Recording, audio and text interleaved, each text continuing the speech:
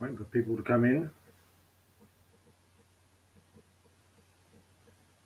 It's a bit late now, it's like 11:30, but I posted something on my community page and hopefully people will join me.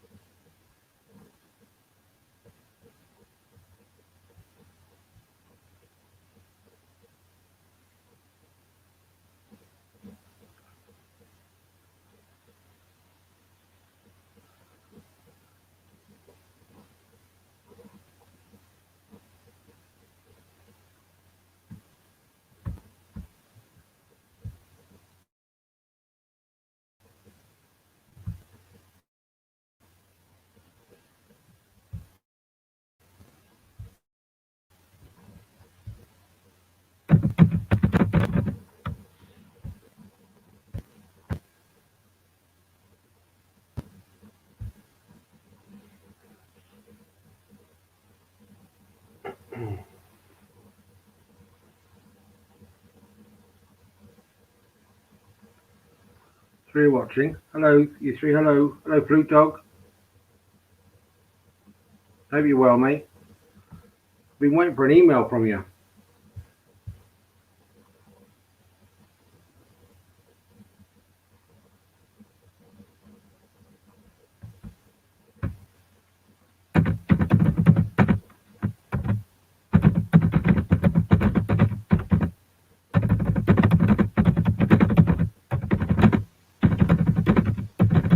Typing away. Typing away.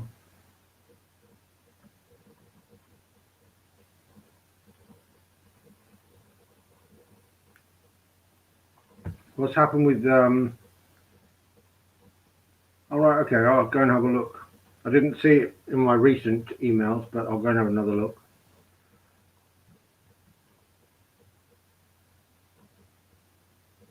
Do you want to come on so we can have a chat?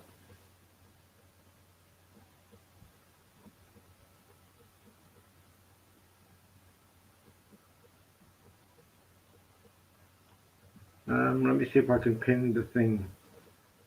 If I can pin this link, I'll put it in there. Now you should be able to just come on the chat.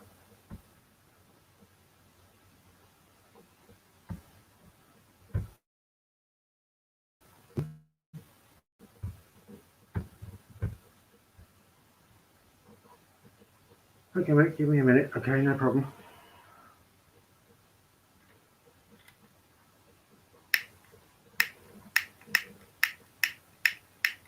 Stupid lighter.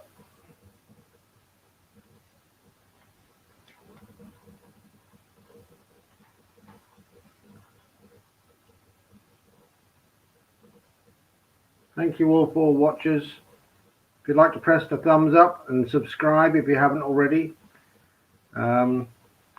Just waiting for people to come on and have a chat about things.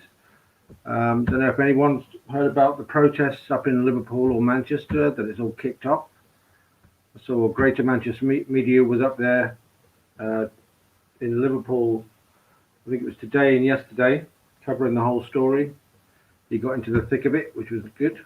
And I covered, sure there's a few other auditors around the country, but I went around London and also covered the London freedom protest, as well as BLM and Free Julian Assange and all the others. But yeah, it was a good weekend. Edited all my videos today, so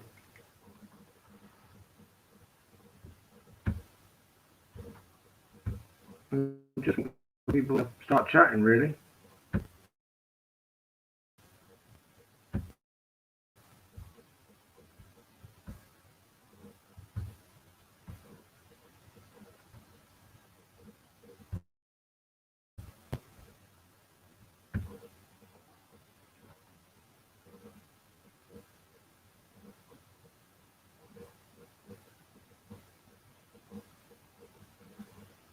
Give me a second, guys. I'll be back. I will be back.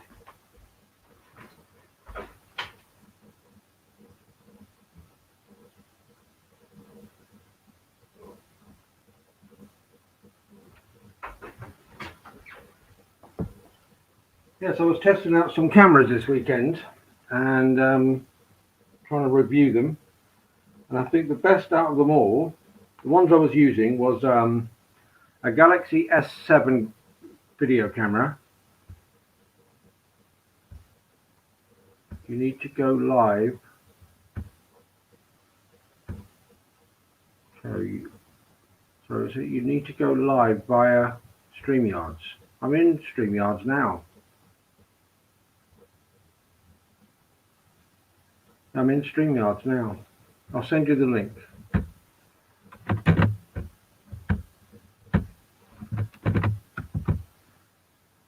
There you go.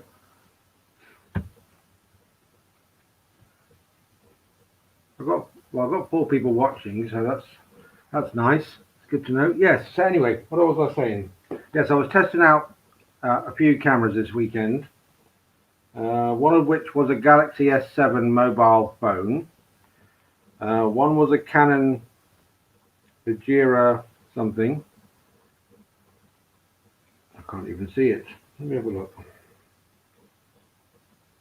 Vajira HT R57, as well as a Sony and a Bob Love body cam on my glasses.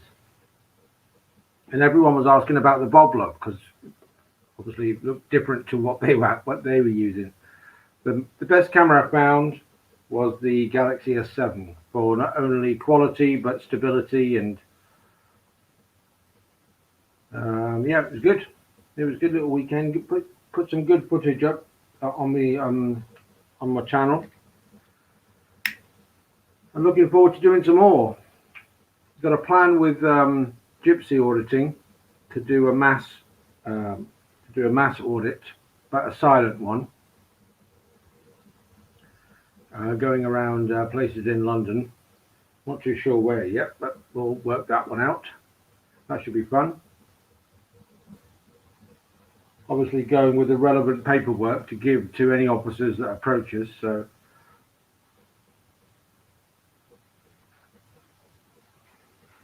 the new, if we can get hold of it, I'm sure Marty's got a copy of it somewhere, or a link to it, of the new guidance for public photography, where it mentions auditors and bloggers in there, and also says that we should not be approached should we be seen by anybody. But as I've seen this weekend, the message just isn't getting through. If it's not one policeman doing harm to someone, well, it's all of them doing it because they're condoning him attacking someone. But if it's not one, it's many. But I'm sure we'll get the message through eventually that photography is not a crime. Anybody want to join in with the chat? I mean, I can't. Where's the chat? Let's have a look. Here we go. Let's click on that.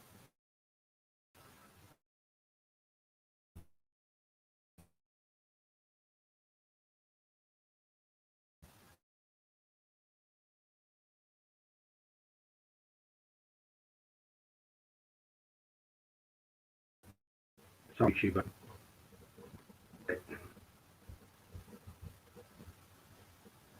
But it's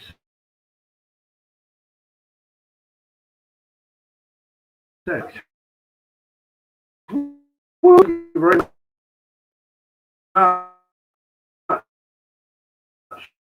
I know this, like, there's not not copper and matches.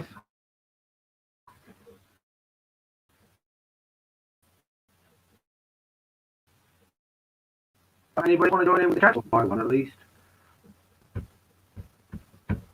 I'm always testing new stuff out just to see what it's like. Oh, and the Bob Love, okay quality, good stability if it's on your glasses, but the sound quality is a bit rough.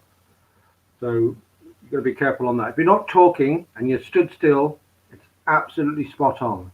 But once you start moving and you start talking, I don't know whether if I had it in another part of my body bag on my bag, or somewhere about my person, that would change that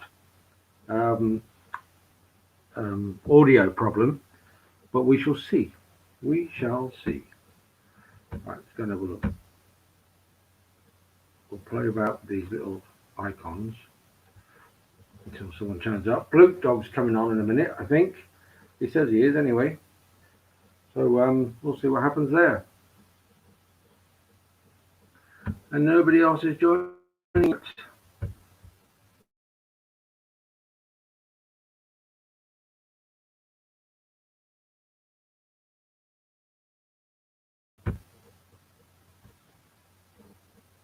Can everyone hear me okay? I know you can't see me because I'm not ready to reveal myself yet. But if you can hear me okay, then put a number 1 in the chat, please.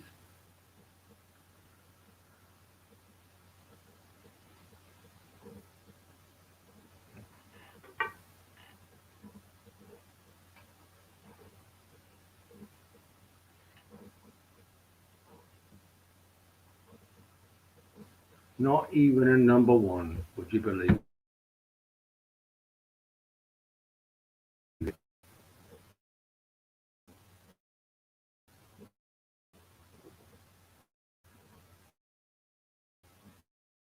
Yes, I've got a few to do, I'm sure. I've seen stuff today that's shocking. I've done back time, and I know them to be a bunch of bullies. And one of the another auditor has just had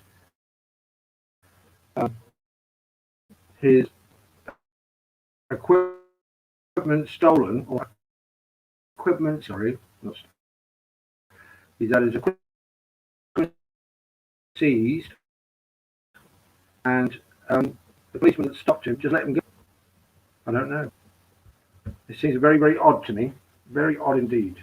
Let me just go and check that out.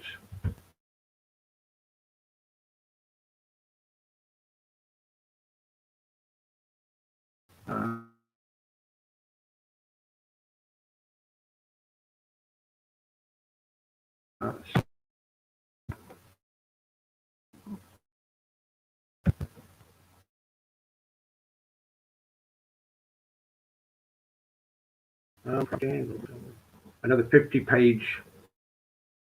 I think so. But yeah, I'm sure. Let's have a look. Hello, Gypsy. How are we doing, Hayden? You good? Yeah, I'm good. Yeah, I'm good, mate. Good. I was just chatting about cameras and what people have been doing at the weekend, and yeah, what I've seen today in regards to police tyranny and stupidity. We've got to wear them out, haven't we? Oh yeah, and I'm just trying to question about the seizure of private property. And I'm sure if a policeman seizes your phone at a stop and search or a stop, they have to have a court order to do it. Yeah. They can grab hold of it and look through it, no problem at all. But in order to seize it and take it away with them, they need a court order. Exactly. I'm sure that's okay. Hello, Fluke, mate. How you doing? Hello, mate. You all right? Yeah, I'm good. How you getting on, Fluke? You good? Hello, Gypsy. Yeah, I'm okay. Thank you. Where I think you've commented on a few of my stuff, Luke. Have you been on my channel? Yeah, sorry, there's too many channels to yeah. Sorry. Adjust this camera a little bit because I always get this around the wrong way. No, yeah, I appreciate it. No, too many channels to keep up with, to be honest with you, which is a good thing. Yeah. The community's getting big now. Big up. Worldwide. It's absolutely worldwide. Did you hear about Fairy Potato today, Fluke? Yeah, that guy with the stick that whacked a camera. Yeah. Lucky he didn't smack. Lucky he didn't break the phone. Yeah, I American. The funny thing is, I just watched a slow-mo version of that with SGV News had a slow-mo version of it, and you can see straight away Furry Potato's got a hand in a pocket, and you know she's got the pepper spray in there, you know, and as soon as the guy strikes the camera, she just whips it out and just whacks him straight in the face with it, which is great, you know. Oh wow! Let's hope she did some damage. It's not tit for tat though. I mean, well, I suppose it is for now because the phone wasn't broken, which is good enough. No, I think what it was I think there was like carbon cases around the outside. There was an attachment on top of the phone, and the guy hit the attachment that was on top of the phone. So it's probably like a microphone or maybe a separate camera or something like that, and he whacked that rather than the actual, you know, the actual body of the camera, if you like. So yeah. I don't know whether you know Furry Potato or SGV News, Gypsy, but I've heard they do of the same thing. They do the same thing as us. As much as they do the police, it's normally the police turning up to them, but they go around to private companies and just go and audit private companies on public property. You know. All right. And the amount of stick they get is unbelievable. It's unbelievable. Yeah. Do you see the tyrants in the world we're living in? The craziness. Like, unless you get it on camera, people won't believe you, would they? That's true. Yeah. Well, look, I do have an opinion on that, but I mean, carry on with your conversation. But I do have an opinion on that. But I'd like to hear your opinion, 100%. Yeah, definitely. Now, when I've done audits in the past, it's I've done things like defence contractors, police training bases, police stations, Scientology, you know, people that do need to have a camera pointed at them because they're either, you know, public bodies, you know, or defence contractors that take public money, you know. But when you just rock up at a private business that's, you know, I watched one a few weeks ago, which was SGV News, and they rocked up at a brickworks. You know, it's like just a private little business, a family-run business, and they make bricks and they ship them out to building sites. You know, and that's all they do. Yeah. You know? There's no public money involved in there. There's no, you know, why would you go and film them? Because, you know, it's like, it's kind of like they're looking for reaction for the sake of a reaction, you know. To sort of get views, sort of thing. It's frivolous, is what I would call it, because there's no public interest in that story. It's not like, oh, you know, there's a brickworks down the road. Let's go and film that because they take public money. They don't. They're just a private little business, and they supply bricks to building sites. That's all they do. You know. What reaction did they get though, Luke?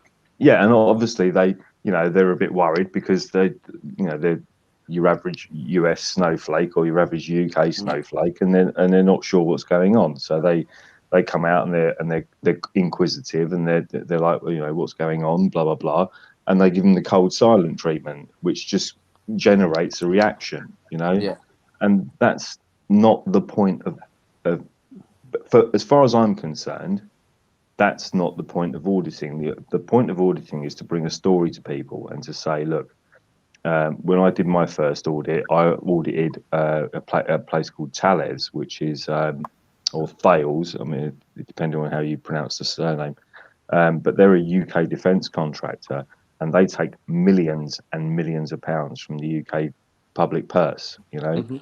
And they're also a French-based company based in Paris, and they're a notorious, absolute notorious fucking tax avoider as well, with various accounts in the Cayman Islands and places like that, you know. So they're dodging taxes left, right, and Chelsea while taking money out of the public purse with private contracts guaranteed to them via the government, you know. That to me is a story. You got a valid point there, though. Your argument is valid. For me, I think you should be able to film. But like, if you're rocking up on personal family businesses, I'm at a bit of a green. agreeing with you. Like I personally film police stations, prisons. I'm going to start filming like Royal Mail as well. But then we've all got difference of opinion. If you watch a fella called Audit in Britain, he can rock up to a library, he can rock up anywhere and do what he wants to do. I just think it depends what you're doing it for. What's your purpose behind your videoing? You know, I think sometimes you might just feel like just filming. Like the day in the world we're living in now, everybody's filming. If you're purposely going out to cause trouble, for me personally, I don't think I'm doing that. But if they do it, fair play to them. It's an hard thing to do. Yeah, it was like I watched a video. It was probably about 2 months ago, and I think it was either Furry Potato or someone in California. Basically, I can't remember who it was, but you know, they rocked up outside a restaurant and started filming people going in and out of a restaurant, and it was like, well, where's the public interest story in that?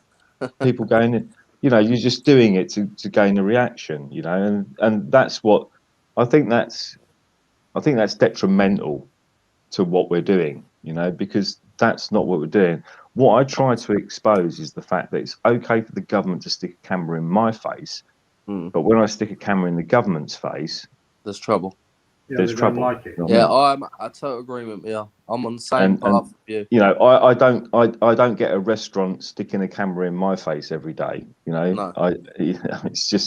it's irrelevant. We're filming the filmers, Fluke. That's the aim for me. It's as simple as that. I'm filming the filmer because and you've got to point your camera in the right direction. I think. Well, for me personally, I'm not saying you've got to do it or Heden's got to do it or anybody else, Furry Potato, whoever's got to do it. You know, that's not the issue. The issue for me personally, and it's not everybody else's. People don't have to do what I do, and the reason why I do what I do. Yeah. I'm just saying that what am I going to do? Go to my local Italian restaurant and film customers going in and out, you know, to the point where they get just aggravated and they don't know what's going on. And then when they ask you questions, you give them the silent treatment just to gain a reaction. What's the fucking point in that?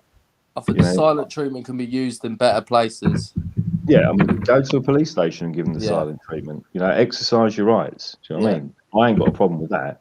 But don't do it at your local Italian restaurant. What benefit is that to anybody?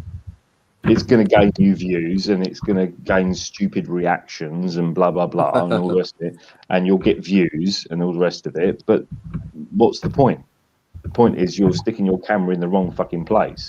If you're going to stick your camera somewhere, stick it in the government's face. Stick it in where government money's being spent. Stick it where taxpayers' money's being spent. Stick it where taxpayers' money's being fucking abused.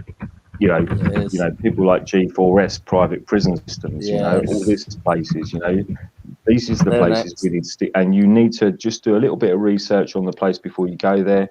Get a bit of a story going. Go with it. You know, and do it that way. You know, Luke, because sorry, buddy. I filmed Bronzeville Prison.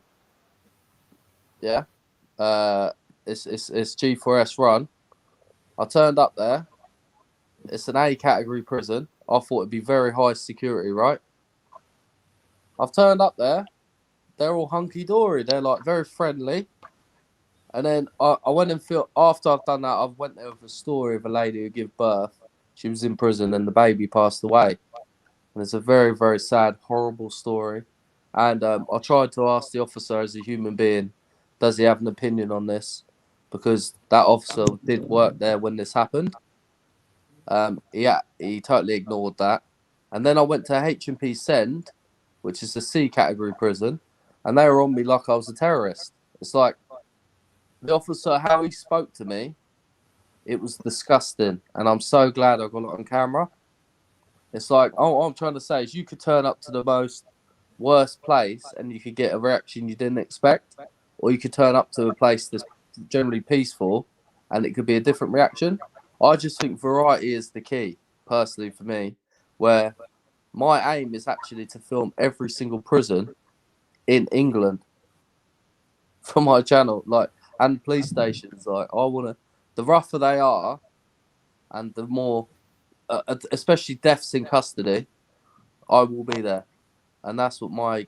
It's just a bit of justice. I mean, a man videoing it ain't really gonna help the families necessarily, but I'm gonna film them anyway, and that's my mentality.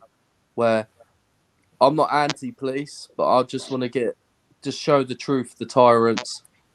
I want to put a camera in their face like they do to me, and prison officers, not all of them, but the majority that I've met, the way they go on is like they own the land, they own every single thing on the prison, and it's just getting them on camera. I mean, there's lovely officers as well because we're all human beings, but that's my purpose, and is to help with the younger generation through, try and educate them on our rights and just like because I interview people that have been in prison as well. Yeah. And I'll tell my own story, and that's my angle personally. But I love anybody to pick up a camera. I think it's the best thing in the world to do, as long as you you stand up for yourself and don't cower away. And that's what I'm Yeah, talking. I don't know if he wants to come in on that, but I mean, what I was going to say is, I think when I started my channel, the reason I started it, I watched at least a year and a half's worth of videos from the United States. Yeah. And I could see where it was going. It was all about taking away people's rights. That's what it was about. And the whole, and I don't want to delve into the COVID thing, but that's what it was about. I could see 5 years ago that ultimately where this was going to go, and I didn't know it was going to be COVID. I'm not saying that. I'm just saying that I could see where it was going to go. It was going to go down the route of taking people's rights away from them, and especially their First Amendment rights or our rights to freedom of speech and freedom of expression. And I knew if they took that right away, that fundamental right away from us, everything else underneath it would fall apart, and we'd end up with no rights whatsoever. And that's where it's going. And that's why I started the channel. And I'd have to agree. I don't think I expressed my opinions quite as succinctly as I could have done when I first started my channel. I thought people would just click onto it like I clicked onto it. You know what I mean?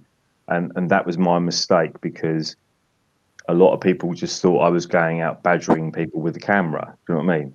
And people going, "Why are you sticking the camera in someone's face?" and all that sort of shit, you know. And I got a lot of that. I got a lot of that shit. And and that was an assumption on my part. I assumed that people would just click onto it the way I clicked onto it and said, "Hang on a minute. If we lose our right to freedom of speech and freedom of expression and the freedom to gather and disseminate information about our governments and how these people work and how they operate, you know, then we've got to expose that, you know." And I didn't do that as effectively as I could have done it in hindsight, and that's one of my failings. So, and maybe I didn't express myself quite as well as I should have done. Keep going again. You'll do it. Yeah, I mean, it's not a problem. It's just you know, I remember one guy. I did a video. I think it was the Doosan video, if I remember rightly, and this guy made a comment in my comments section and completely slagged me off, saying, "What do you think you're doing? You think you are fucking, you know, going out with your camera and sticking it in people's faces and blah, blah, blah, and all that usual crap that you get." Yeah. And I just said to him, "Look, mate, if you don't get it, you don't get it, you know." I said, I suggest you watch some First Amendment audits in the United States. And when you find out that the world is not exactly how you found what you thought it was going to be, that kind of interests you even more by knowing the fact that there's tyranny just underneath the surface. Yeah. Once you experience it and see it, you just go, right, that's it. I've got to bring this. I've got to highlight this, whether it's through my own footage or from publicly accessible stories that are coming out left, right, and center. I mean, it's disgusting. Yeah. It's disgusting what I've seen.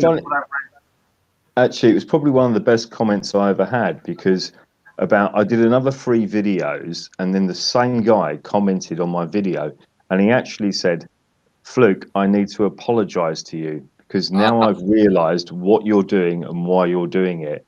And so, and he apologized and he said, no, I realize why you're doing it and why you're doing it. And I realize now why you're doing it in the way you're doing it, because it exposes, and he was completely apologetic. And I said to him, and I responded to him and I said to him, look, there's no need to apologize. I'm just glad you understand why I'm doing what I'm doing, and maybe I didn't, express what I was doing and why I was doing it, in the first place. I just thought people would cotton on the way I cottoned on, and maybe that was an assumption on my part. I assumed people would just, just get it straight away, and obviously they didn't get it straight away, and that was an assumption based on my part, which was incorrect. So you can't expect everyone to do it. You can't expect everyone to be just locked in and know what you're doing. They'll just sit there and go, "What the hell is this guy doing? He's going around the country with his camera, pointing at buildings that are like really secure and everything else." That's the reason, because it's not in the mainstream media, and these people are ripping the hell out of our money. They're taking our money left, right, and centre, and nothing's being said about it. Nothing at all. And look at what's happened in the last year and a half, or nearly 2 years now. It's a case of the government are just giving our money away left, right, and centre to anybody that asks for it. Exactly. Well, as long as it's their friends asking for it. Well, no, there was a transvestite in Brighton asked for a grant, and he got £300,000, which was double his normal yearly income. There we go. And this is why we're doing. This is why we're doing what we're doing, and we're making an impact. Like, believe me, now there's a big community here now. Like, we've got a few different angles. We got Audit in Britain and Live Free leading the way. For me personally, I've been inspired by these people, but I've done this stuff anyway, and I've never been ashamed and scared to do it. And me standing out with my heritage of being a traveller, I'm the first of my kind to do it. So my community is controversial as they are. So, like, we get assumptions about my community as it is anyway.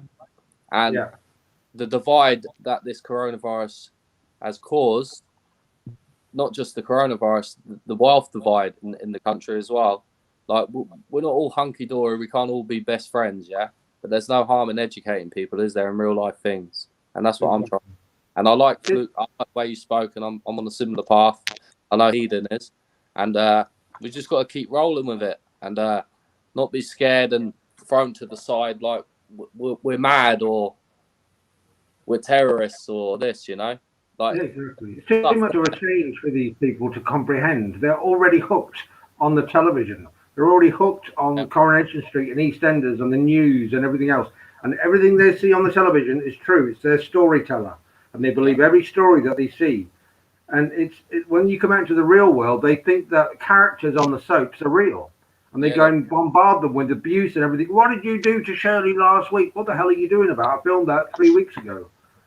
That's what I mean. I remember, when I first started, I did a video outside HSBC.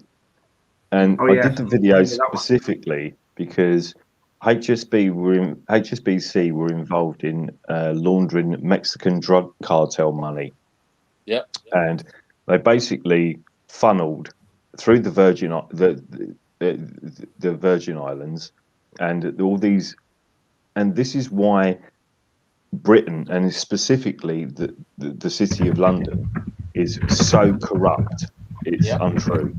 And what they were doing, they were funneling drug cartel profits through the British Virgin Islands and places like that. All these tax exempt islands in the Bahamas and all the rest of it.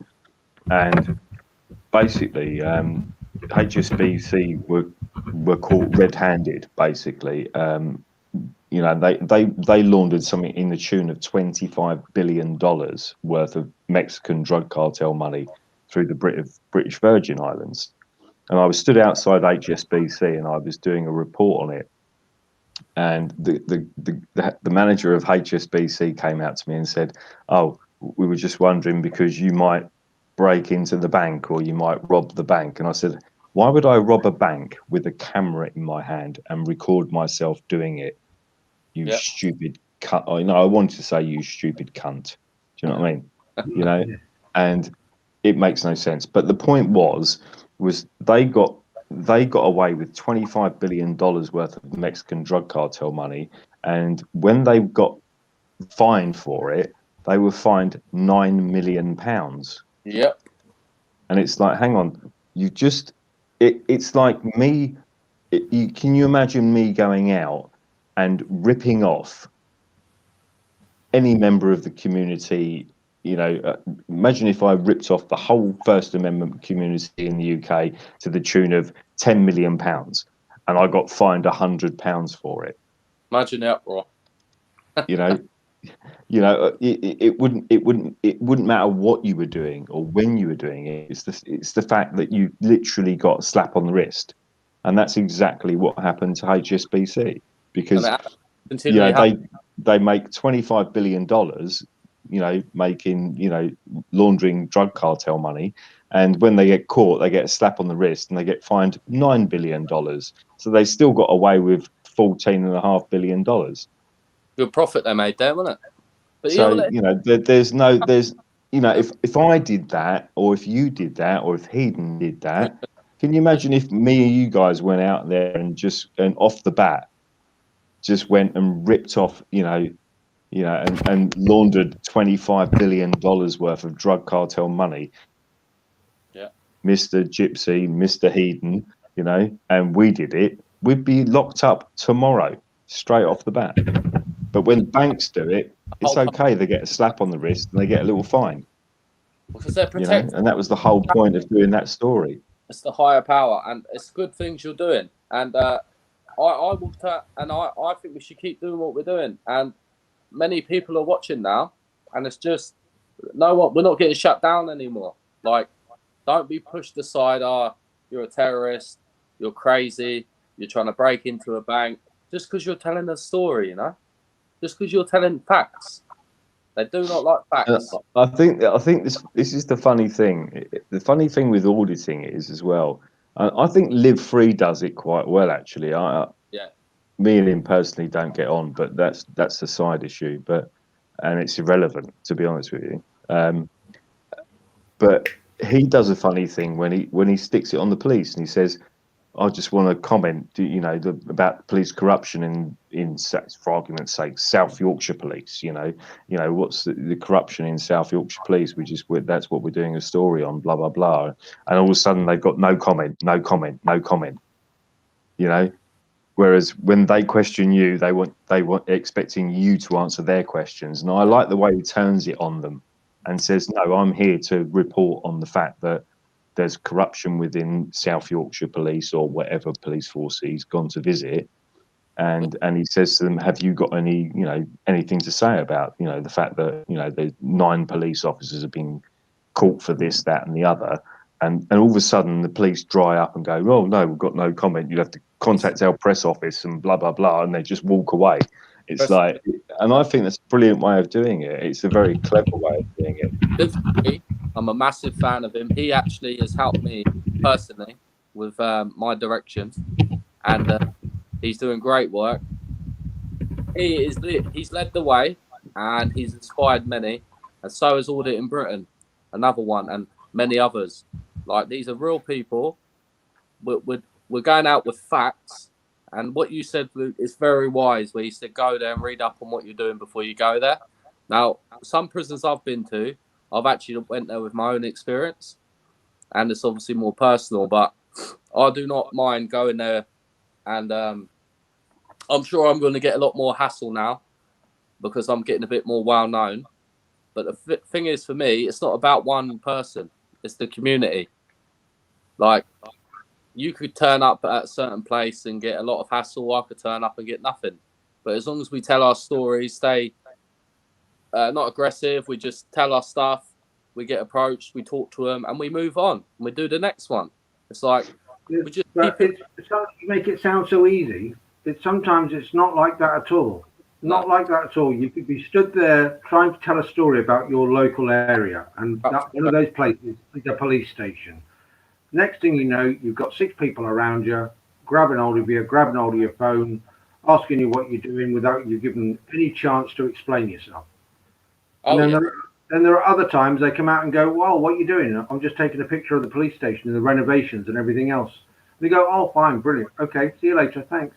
And then they go away. It's 2 Either. different worlds, depending on who you talk I think who you I encounter. think this is what we Just got I to keep think what we have to do is the normalization of what we do, because Yeah. we've had this bullshit fucking police crap about, and this goes back to 2010. Heaton, you know it as well as I do. You know, they had the fucking directives: do not fuck with photographers. You can't delete images. You can't seize cameras, and they're still doing it today. Coley 11 Burke's years had later. his stuff deleted. Yeah, You know, Coley Burke, that is done. From You know. from Lavender Hill Police Station. I've done that plenty of times.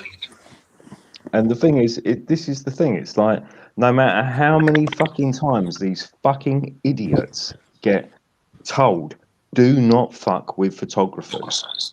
They Do still will. not fuck with people. Do not fucking take people's cameras. Do not delete their images. They still do it. Yeah. And the thing is, even if I was to be outside a police station tomorrow and they arrested me, they will still take my mobile phone, they'll take my camera, they'll take this, they'll take that, just because they know they fucked up, And they want to shut you up. and all they want to do is make it as hard as possible for me to prove that they were wrong doing what they did, Yeah. even though they know they can't do it. And you're mad And- in their eyes.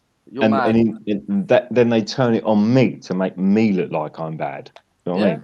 mean? And then we end up in this situation where I'm assumed to be guilty until I prove myself innocent. And Yeah. that's the point I'm trying to make to people. We are not assumed to be guilty until we prove ourselves innocent. That's Right. not how the law works. The law works on the basis that you've been fucking told what to do. Don't fuck about with photographers. Don't fuck about with videographers. You can't take people's cameras. You can't take their mobile phones. You cannot fucking delete their images. You cannot do none of that shit, right? And here we are, 10 years later, 11 years later, and they've just released another NPCC bulletin that's gone around the whole country again. And what's happened? Nothing's changed. Because you've got a bunch of paranoid, degenerate, low IQ, stupid motherfucking police officers that think that they're above their safety is more important than anything else, and they're scared of a camera. And it's like, yeah, but you've got an automatic number plate recognition. This is what fucks me off about people recording police stations at the moment. The first thing the police go, "Oh, you're recording private police vehicles," or they're not private. They're not fucking private. A number plate's not private. You can't get any information apart from whether that car is taxed and MOT'd. It's as simple as that. It's as simple as that. You can't get any information on it. And irrelevant. If I'm taking a picture of a fucking seagull that happens to be sitting on the roof of your fucking police car, then it's incidental that I'm taking a picture of your police car. That's incidental. Exactly. Oh no, what I think they're talking about is private, like privately owned cars other than police vehicles. Yeah, and that's the point. There's no privately owned cars in this country, because the police do it on a daily basis with ANPR cameras. They're constantly taking pictures of our number plates on a daily basis. Oh yeah, but if it's their cars. private police cars and their private vehicles, then what about my private vehicle? Do I not have a private vehicle? No, they're talking shit. No. I mean, what I'm saying is a personal vehicle compared to a police vehicle. Yeah, that's what they chuck up a lot. And what about my private vehicle? They're taking pictures of it all day long. Your own personal vehicle. Oh yeah, I do agree with what you're saying, but as I said before, it's not illegal to take a picture of any. Not illegal. Of any. That's what they always say.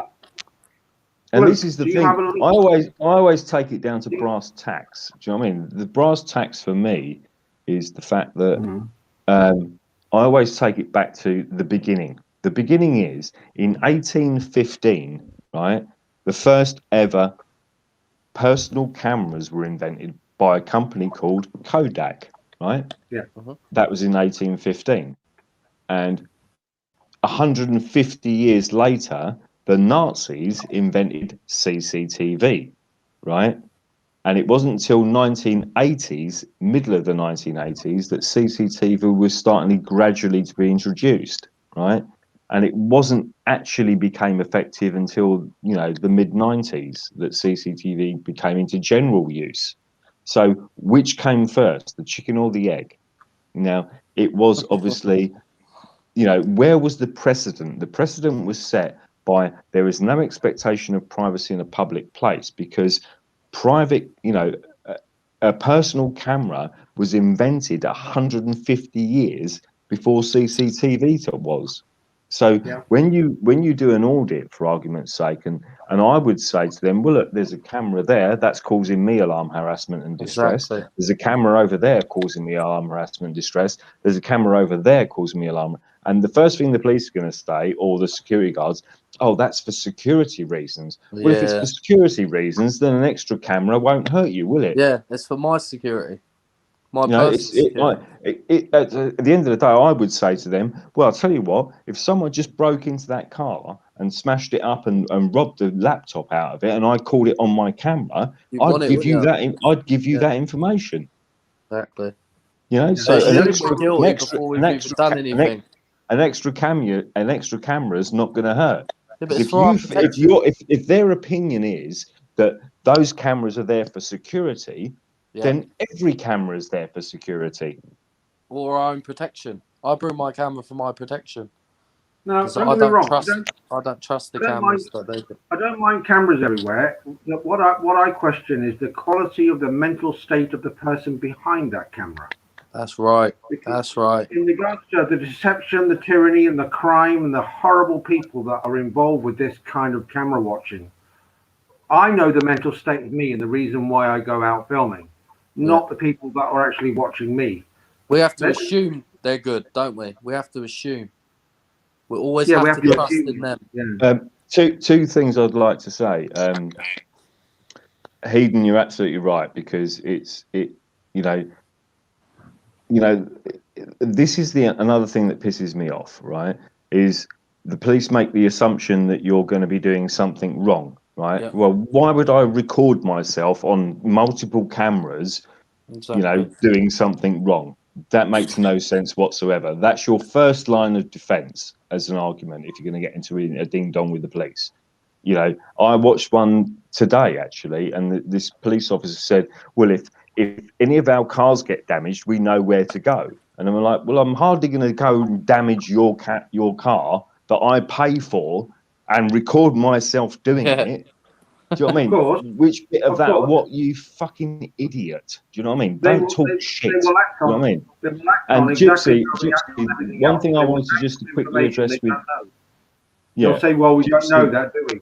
We don't know Yeah. that you're not going to damage our car. Well, you don't know a bus isn't going to come along and plough through the blooming wall, but exactly, you don't say exactly. you know. So, It's just Gypsy, crazy. what I was going to say to you is, It's a it's script. it's They're, not, they're on a it's, script. They're yeah, actually they're on a script. 100% on the script. The script as well goes completely against their own fucking advice, which says them don't fuck about with photographers, and they But they're still bringing their fuck personal about opinions with in. photographers. They're People meant like to, they're meant to be doesn't as- they ask as, personal questions. helping us, teach us the law, but it's like they're bringing their personal opinions into it as well. This is what I don't like. And this is what prison this is, officers do. it's like I did some research a couple of years ago, and this was into the whole terrorism thing, and I worked it out. But it didn't take me long. It took me about 10 hours worth of research, right? But I produced a 15-minute video, and that's how long it takes sometimes. You know what I mean? So I sat there all day. It was pissing down with rain. There was nothing else to do, so I just thought, right, I'm going to plow into this. So I plowed into it, and I went through the whole police's. They've got their own little scaredy cat website, which is like, oh, well, police officer dying and blah blah blah, and it was like, and I went through the whole fucking lot. And since September 11th, 2001, you've got You've got the average on an annual basis, right? 45 people a year from September the 11th, 2001, 45 people a year die in police custody, right? Yeah. Since September the 11th, 2001, only 7 people a year have died from terrorist-related incidents, right? Now, that might be anecdotal, and it is anecdotal to a certain degree. But the point is, when you are taken into police custody, the police have a duty of care to the person they're taking into custody, right? A terrorist has no duty of care to the person they want to kill, and therein lies the difference. Exactly. So, although those numbers might be anecdotal, you know, the police have a duty of care to the person they take into custody. A terrorist has no duty of care to the person they want to kill, but they still end up with 7 people a year on average die in terrorist related incidents, but 45 people a year die in police custody. Go figure. It's brilliant that you actually put the effort in and read it all, because there's a lot there, and I'm getting sick of the control. You know, I really am. I just want to be free, and I just want to do my things. Yeah, Joe Public is in the house. Big up, He's Joe been in the Public. house since the beginning. And Yorkshire Monkey's here as well. Hello, Yorkshire Monkey. Big Yeah, up, Joe's Yorkshire. Joe's currently testing out the tried and tested method of the silent treatment. Other than when he's face to face with police in the local police station, if he sees it going on, he'll film it. And basically, Fantastic. it's a case of he's caught some lazy people out there hiding It's doing away. good work. We love Sorry? people like this. Yeah, You know, definitely. I think the other thing is, it's like we end up in a situation whereby, you know, everything that just came out in the NPC just released another fucking bulletin to go through all the fucking 43 fucking police offices around the world and around the UK and blah blah blah. And all they did was just completely reiterate everything that was done in 2010. Yeah. All they've done is just regurgitated it, you know, and they still violating that right in the first place. And the only reason, the whole point of those fucking shit coming out in the first place was because you violated people's rights in the first place to take pictures in a public place. That's why you got done.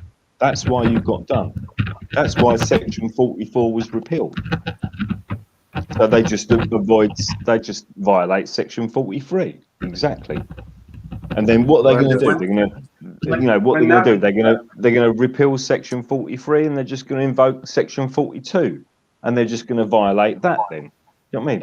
And they're just going to go on and on and on, because these police officers think that they somehow more safety than anybody else. Do you know what I mean? And at the end of the day, it's like, in future, what I'm going to do when I start doing audits again, which I will be doing. Good. You know, I'm just gonna go straight down the line with them, and I'm going to say to them, look, do you do what your boss tells you to do? And they're going to go, yeah.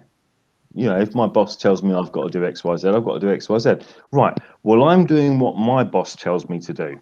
Right. And this is where we all integrate. Right.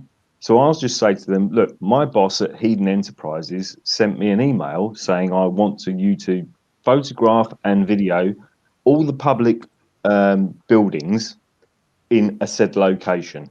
Right. Yeah. That's my job today. Right. That's my job. It's as simple as that. I'm just doing what my boss has told me to do. Exactly. Just the same as your boss is telling you what to do, right?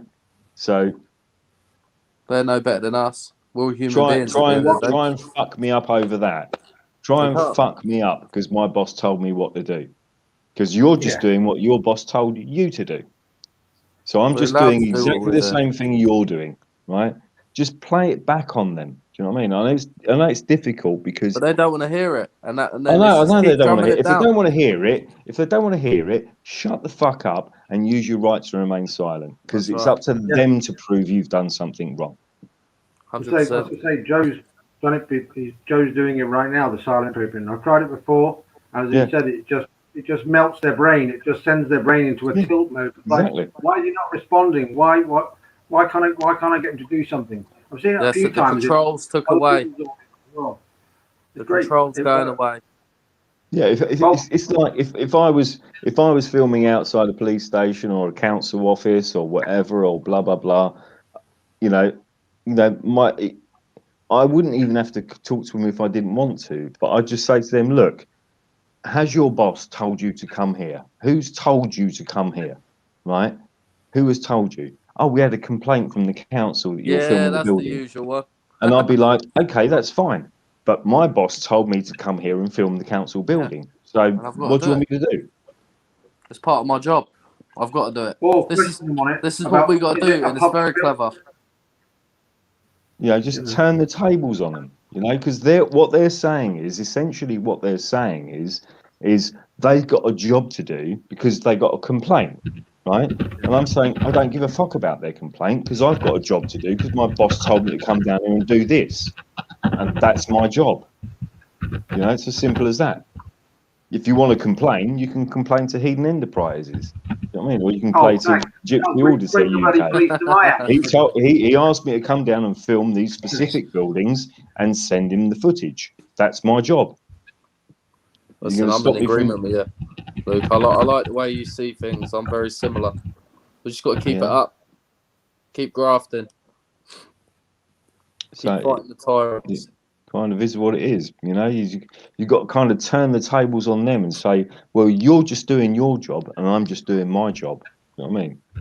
Yeah, if they give you the chance to actually say anything. Yeah, But if you like don't get they just don't care. Anything Care about outside what of you're that, doing. honestly, I've been doing it Unless, too long and I've watched too unless, many videos, and I would as I just say say, at the end, anything unless you've outside got, of that, just say, I'm not answering any questions. Am I yeah, being detained or am I free to go? And if they say you're free to go, then you're free to stay, you go. Yeah, you can go. right? You can go or stay. It's And up on to you. top of that, it's like, you know, at the end of the day, you know, I'm here to do a job of work, right? And I'm going to do my job of work. When I'm finished with what I'm doing, I'm going to walk away. I ain't got no yeah. problems. Do you know what I mean?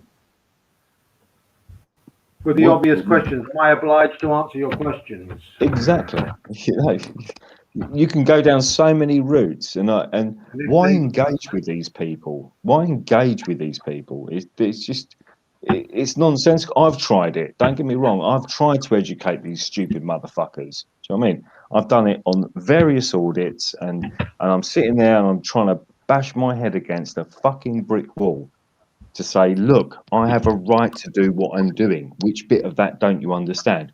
Because the whole point of it is they want to get you on a database. That's why they constantly ask you for your ID. What's your name? Da da da da da da da da da. What's your name? Well, you're not being cooperative because you're not giving us your name.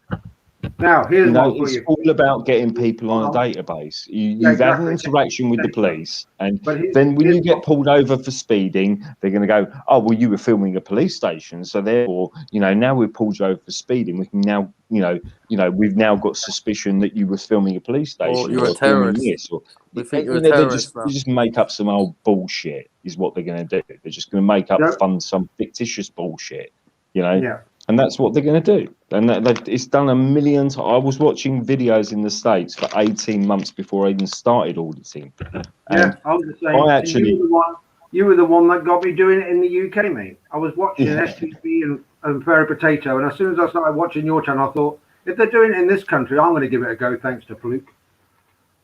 yeah. And it's, yeah. That's good, man. And the funny thing is, it's like, you know, No, what I was going to point out, I've forgotten now. I was going to point something out as well. I've forgotten now. Oh, I'll have to write It'll this come stuff back to down you. when I. It will. Get the notepad out, Eden. The pad and Oh yeah, the pad and paper exactly. and the pen. Yeah. The old way. We've But got this was 1,000 the. pens. I think the point I wanted to make was I had like I said, I was watching these audits. I watched Southside Slacker. I watched JC Playford. I watched Jeff Gray. I watched, and then I found News Now Houston, and I was watching these guys for months on end, and you know, and you know, I even started learning Texas law 3802. You know, and I'm thinking to myself, hang on a minute, how is it that I have never left this? I've obviously left this country, but I've never been to the United States. I've never been to Texas, but I know 3802 like the back of my hand, and I've got police officers in Texas that don't know what 3802 is. And the reason they don't is because they read the first line of the law. And the first line of Texas 3802 just says fail to identify, right? So the police officers read failure to identify, that's it, that must be a law. And they just go marching off and go, oh, you won't give us your ID, that's fail to identify. No, but have you read the fucking actual law? No, you haven't, because it just says fail to identify. So if I don't give you my ID, you're going to get me on fail to identify, which is bullshit. You know, because you haven't read the fucking legislation. You just read the paragraph at the top that says failure to identify. That's all you've read, because you're a dumb motherfucker with an IQ of a fucking hedgehog. Do you know what I mean? Yeah. But like you were saying before, Fluke, about this memo from 2010, it's been 11 years. And as much as we could audit for another 11 years, I don't think it's going to stick. I don't think it's going to. I don't think that every single copper is going to cotton onto the idea that public photography is not a crime. But my next audit with the silent treatment, like Joe's going through now and I've done before, I'm going to take that memo with me and just hand it to them for them to read. It's like, was it West Coast Auditing? He was in Australia, filming in a police station, in a train station. And he'd already gone to the train station website to see if he was allowed to do it and printed off a piece of paper. Took it to the police station with him, started filming. Some psycho was going mental because he was filming in public. And the police were called. And although he showed them the letter from the actual train station to say that he could film there, they escorted him off the train station and just stomped all over his rights. Pathetic. It's just absolutely mental. Even though they had information in front of them and were given advice to say he could do it, they still kicked him off the station. Oh, it's causing someone alarm and distress.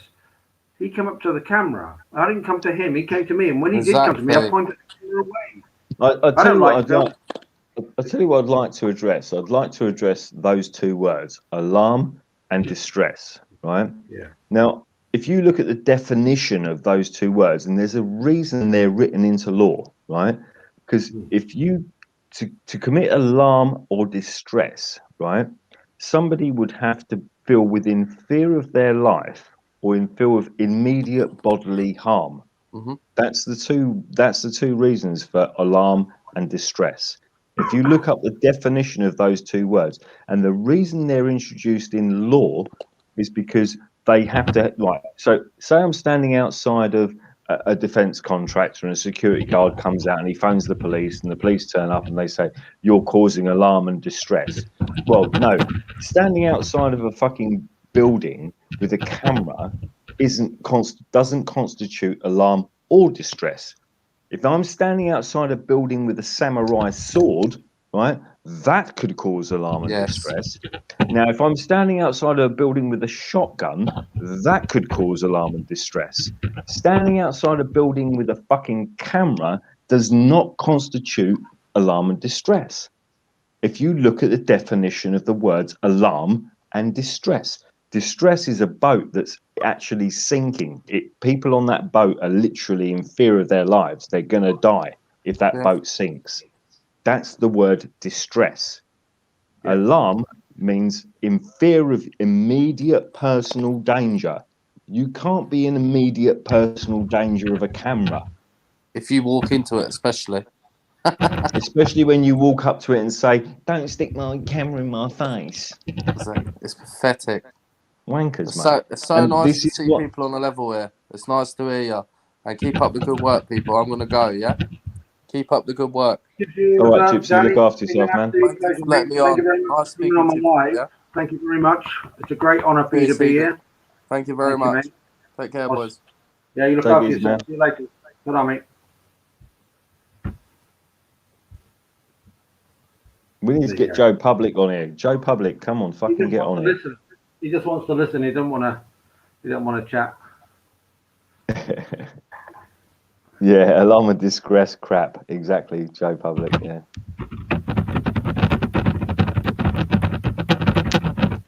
He's talking about how you can, we were talking about before, how you can show the police the actual information right in front of them, but their egos won't let them accept it, you know? You know, this is what pisses me off so much about these pussy fucking ass police officers. Oh, we're worried about our safety and people attacking police stations and all this shit. I mean, what a bunch of fucking pussies. Do you know what I mean? So you're When worried about your own when safety you're by six walking times up to a you're police and six attacking. as a UK citizen, you're 6 times more likely to die in police custody than you are killed by a terrorist. And they've got the fucking gall to fucking stand there and tell me that they're worried about terrorist attacks on a police station that's never happened before in history. You know, it just beggars belief. You know, this is how controlled these people are as well. And don't get me wrong, these people are trained to be fucking stupid. They're hired because they're stupid. They're hired because they're so dumb they'll just do whatever their boss tells them to do. So when their boss tells them to come out and confront me for filming outside of a police station, I'm going to say, well, I'm just doing what I'm told because my boss told me to come out and film it. Just turn the tables on them. Yeah. True You know, enough. your boss told you to be paranoid. I'm just doing what my boss told me to do. Go figure. Yeah, I think if it's going to be auditing police stations, because I've done like the hospitals and I've done the fire stations and everything else, and there's no hassle whatsoever. Not, if anything, it's more professional. They actually come out and talk to you and let you have a look at the engines and look at the signs inside and everything. But this is the thing. It's like when I watched Pinaki News, and he did a video where he went to film outside of a fire station, and he got fucking roundly harassed by the local fucking fire chief. Yeah, he did. And then and he got loads of fucking grief off him. Oh, well, can't take pictures of us and blah blah blah and this, that, and the other, all that bullshit. And then when he went back to the same fire station with his son, and therein lies the difference, because he went back with his son, and his son's like, I don't know, 9 years old or whatever. And he said, oh, can we come in and take some pictures? And they were like, yeah, come in, because he had his son with him. You know what I mean? Yeah. And it's like, so as long as you've got a 9-year-old with you that wants to take pictures of fire engines, then it's fine. But if you go there as a 45-year-old on your own, then you might get a different response. But in that same example, he took his son to a police station and wasn't anywhere near it, and the police came along and harassed both of them. Yeah, and then we had the same thing with when I did my audit at Gatwick Airport.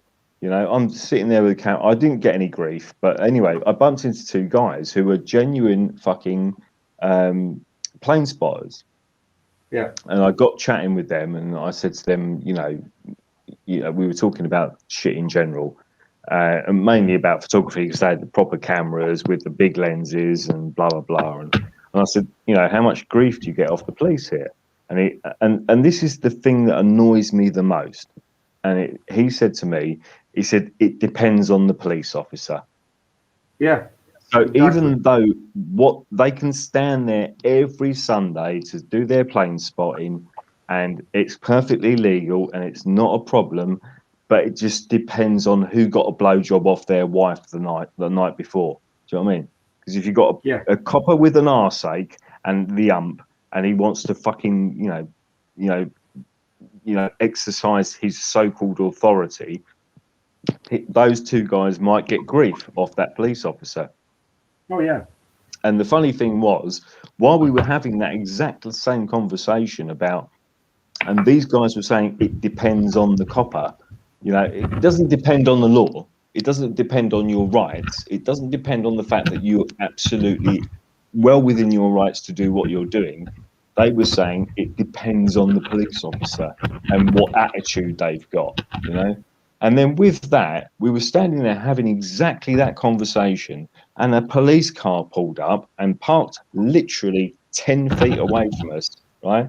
And this police officer got his sandwich box out, got his fucking tinfoil out, munched on his sandwiches.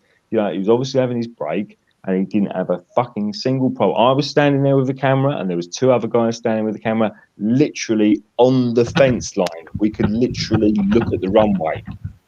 Yeah. And no problems at all.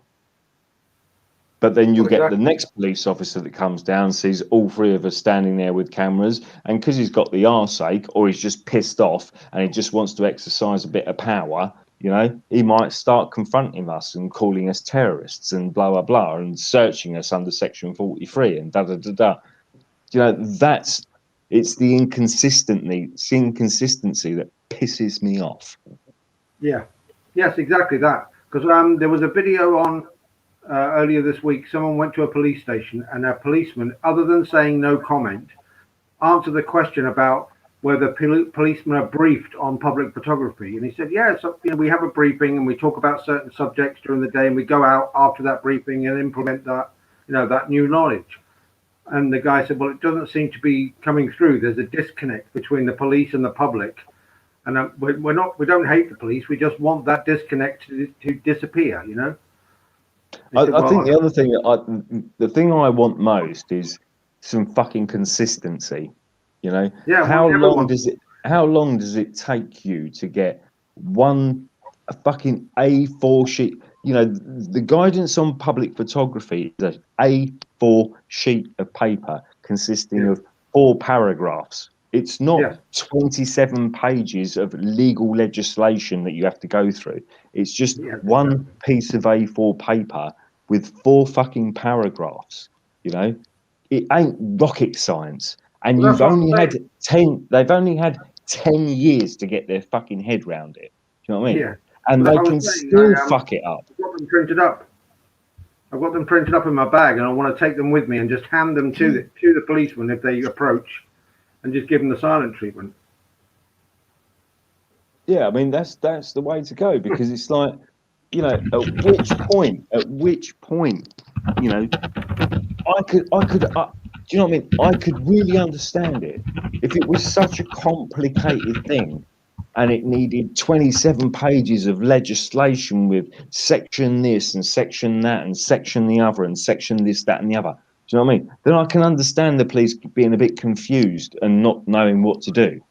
But when you've got one A4 piece of paper with 4 paragraphs saying, do not do this, do not do that, do not do that, you haven't got the right to do this, leave the fucking people alone when they've got their cameras out, and they can still fuck it up after 10 fucking years of this shit. I know how frustrated you are, mate. I know how angry you are as well. I'm the same.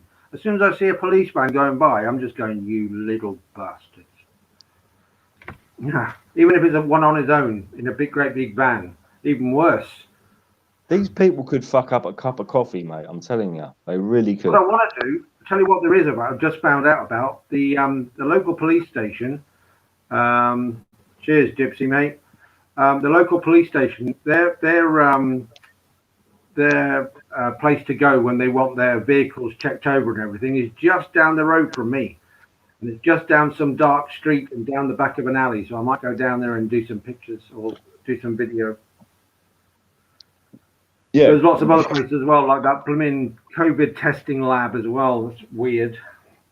Very weird place. There's a security company, and in the security company, there's nothing in the building. Absolutely nothing in the building for a security company. And that's just weird. It's just weird in my world. No, I watched a UK auditor the other day, and he's obviously known to the police in his area, and he said to the police officers, he said, "You know me, I don't do COVID testing sites, right?" And I thought to myself, well, hang on a minute, you should be doing COVID testing sites, because how much taxpayer money is being wasted and absolutely siphoned off, you know, empty COVID testing sites with 10 security guards there for 8 hours a day, Yeah, exactly. earning £20 an hour. That's coming out of our pocket. You should be doing COVID testing sites, Yeah, because and that's the the only point. COVID testing It's not site the I've point. done. It's not the point about COVID and are people being fucking tested? Is there a big queue of customers? Is there no customers? That's irrelevant. You're missing the point.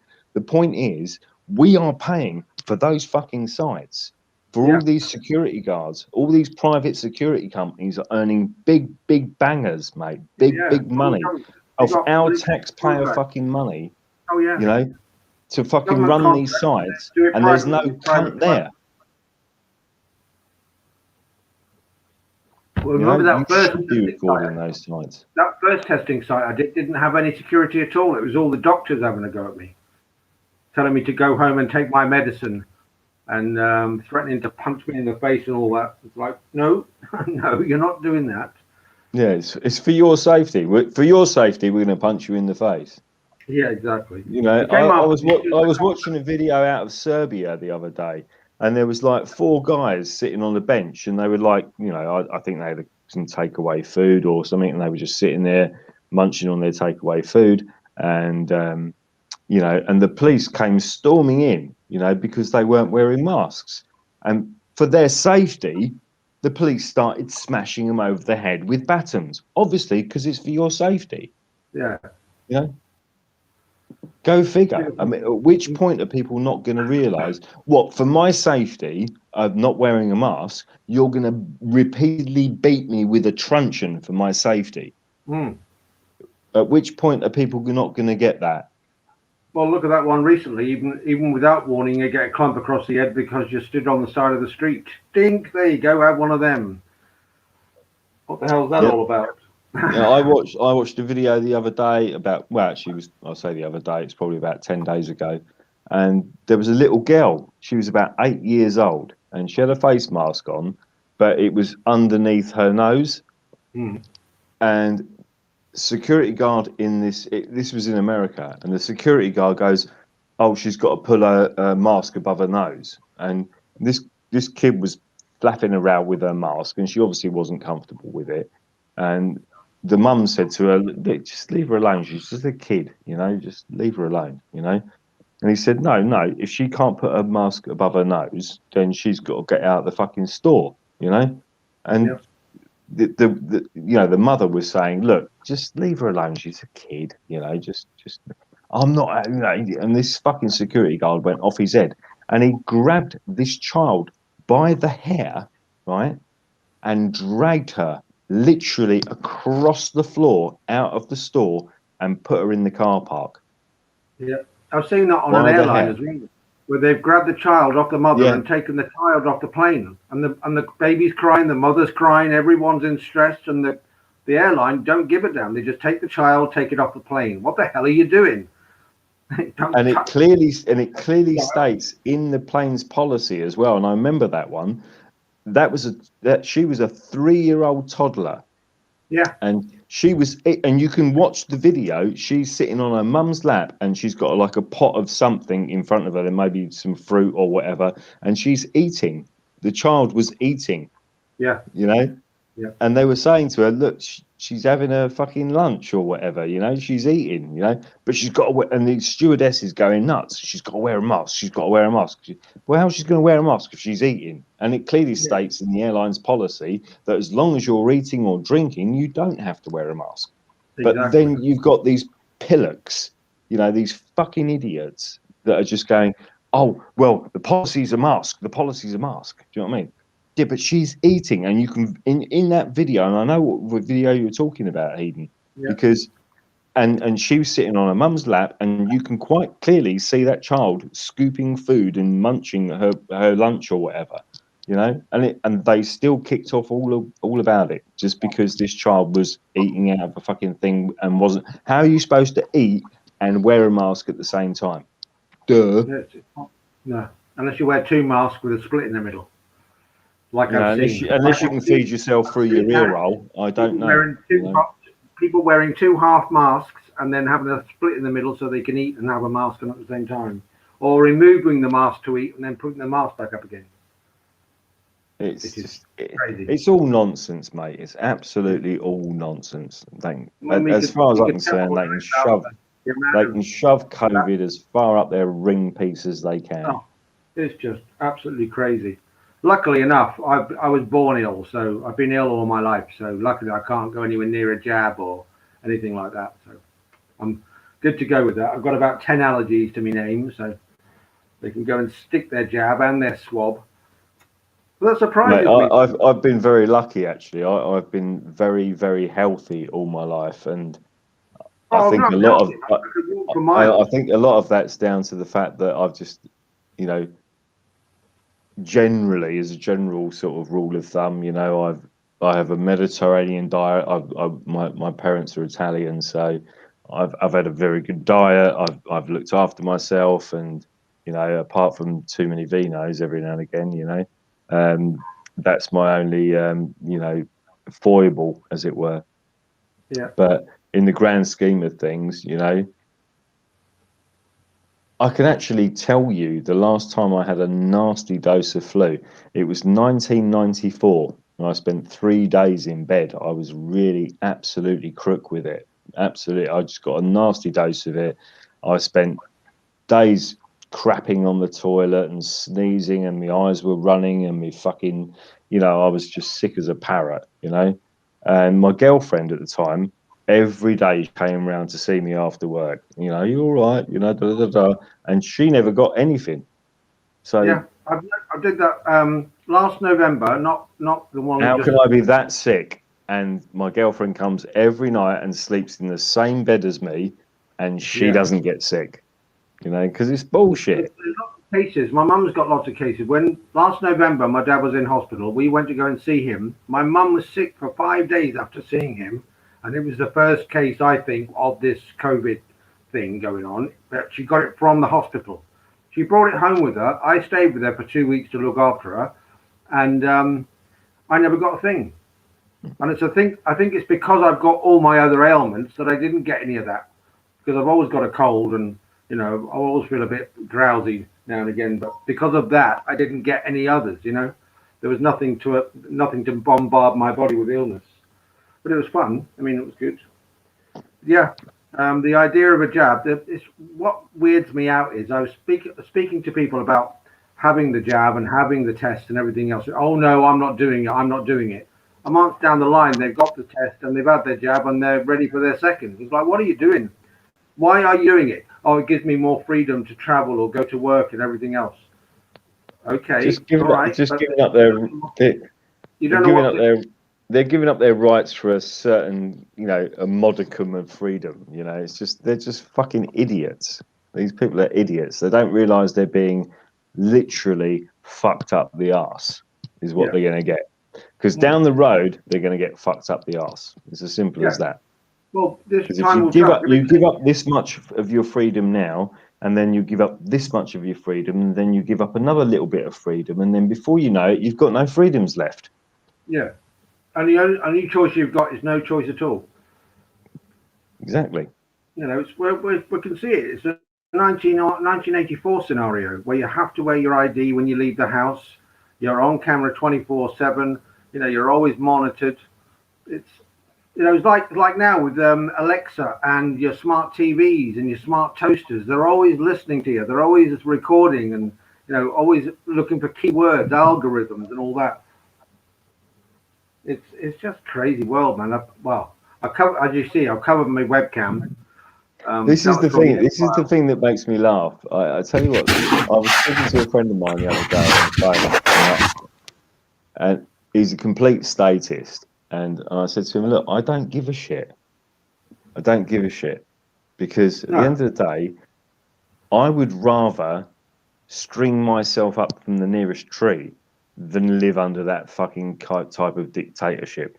And if you want to live in that dictatorship, good luck to you. Yep. And the other reason I Because, don't care is because you know, in if 50 that's how you want to live, if you want to live in a fucking literally a Mussolini, Nazi, Stalinist, Pol Pot type of regime, then you're welcome to it. Help Yeah. yourself. Do you know what I mean? Because I ain't gonna fucking do it, crack on, and yeah, exactly. and I ain't gonna take the punishment for not doing it. You know, I'd rather take a few fucking coppers out with me on my way out. Do you know what I mean? Because Yeah. I don't give a fuck. Yeah. I've got nothing to lose. I've got nothing to lose. That's the No. way I see my life. I've got nothing to lose. You know, Yeah. because what Oh, have I I know got what to it lose? was now. I know what it was now. You know, when you're talking about seizing equipment and all that kind of stuff, do they have to arrest you first before they can seize it? Because they need a court order, don't they? No, what this is where the police get mixed up, right? There is a section of the law, right, that says they can seize electronic equipment, right? But that only pertains to, if you imagine if me and you were running a boiler room scam, an insurance scam out of an office somewhere, right? Yeah. And we were using computers and we were using telephones and blah blah blah, and we were trying to scam people out of their insurance or their inheritance, or saying, oh, you know, we can offer you this much service and we'll insure you for this much and blah blah blah. And it was a complete boiler room scam, right? And the police knew you were running this boiler room scam, for argument's sake. They can apply to the court for a warrant to search the premises, right? Right. Now, Yeah. when they search the premises, they can seize any electronic equipment that they believe might be involved in that scam, right?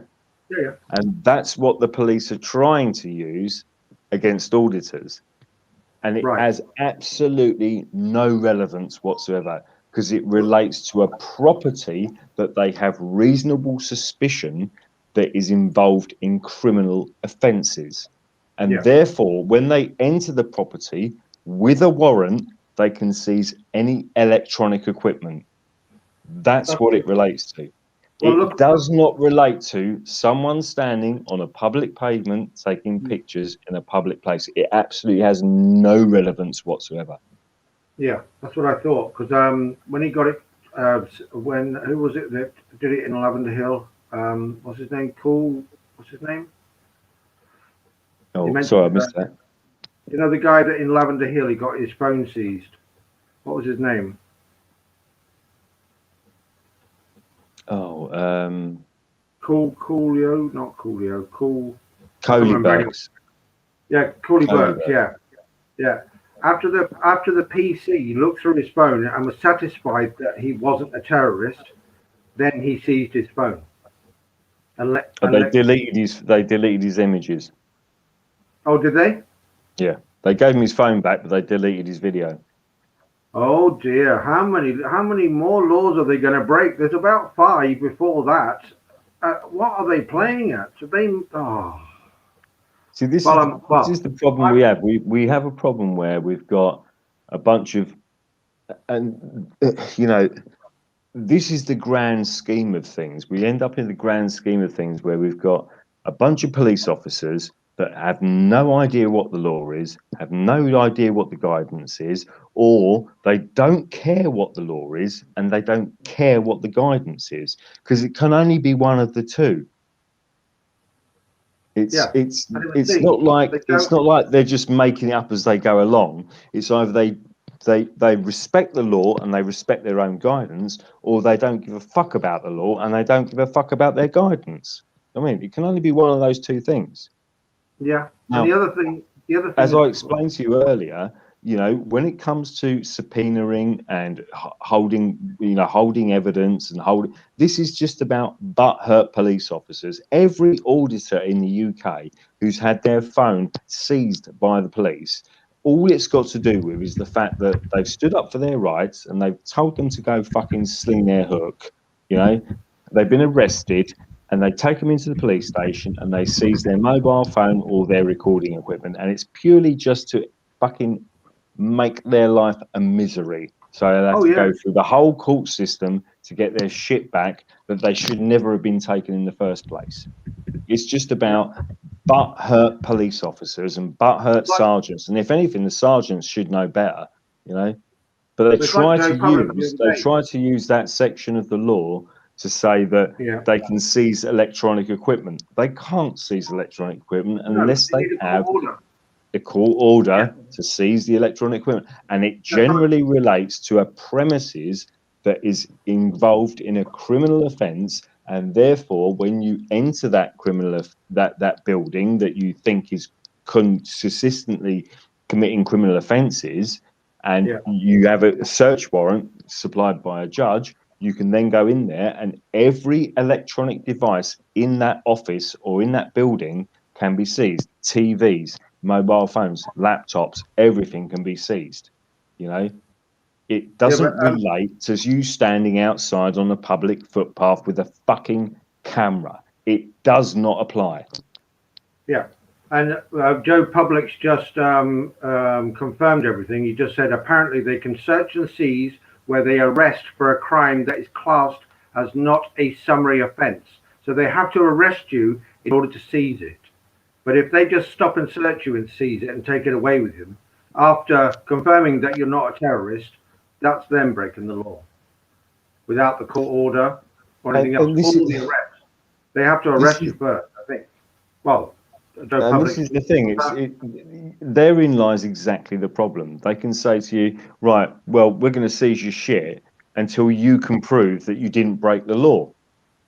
Yeah, exactly. It's always down to. Is that how the law works now?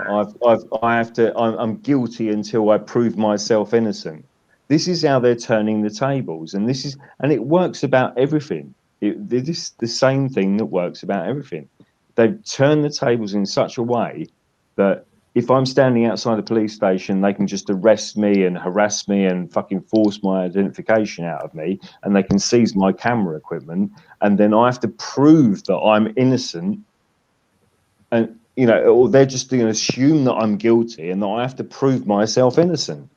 And that's not how the law works. At which point are people not going to fucking wake the fuck up and realise that's not how it works? And it's being twisted in such a way that it suits the government, it suits the police, it suits the agenda.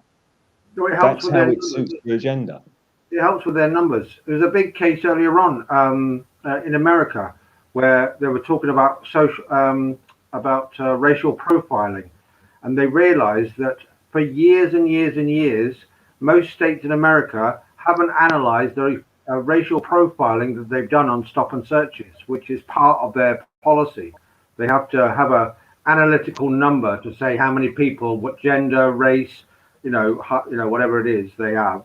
But they haven't done any of it. They haven't analysed any of the data whatsoever. And they said, well, you've got all the information, but that information is useless without analysing it. And they've hidden it. They haven't reported the crimes, Joe Public just said they stole my stuff, perverting the course of justice, which has since been dropped. Yeah, the reason it's getting dropped is because they know by the time it comes to fucking, any legal parameters, they know they fucked up, so they just drop it. The same thing happened with the Barracks audit with myself and the other auditor that shouldn't, his name shouldn't be mentioned. Kent Police fucked up so big time it was untrue, and it actually turns out that the only person that committed a criminal offence on that day was a police officer who threatened to arrest me for not giving my ID. Yeah. Right now, when it went to my solicitor, and my solicitor petitioned fucking the police and said, you fucked up big time, right? All Kent Police did was pick her up tighter than a heterosexual man's arsehole in a gay nightclub. That's all they did. And they refused to do anything. So for 2.5 years now, we've got no body camera footage, no reports, no radio traffic, no telephone calls, no freedom of information requests, nothing. Nish, nada, bollocks, nothing. That's how they do it. And this is the same fucking Kent police force that has got 40 unsolved murders on their books, right? Oh, yeah. But they saw fit to send 6 police officers out to me for taking pictures in a public place when they've got 40 unsolved murders on their books, right? Here's another one for you, right?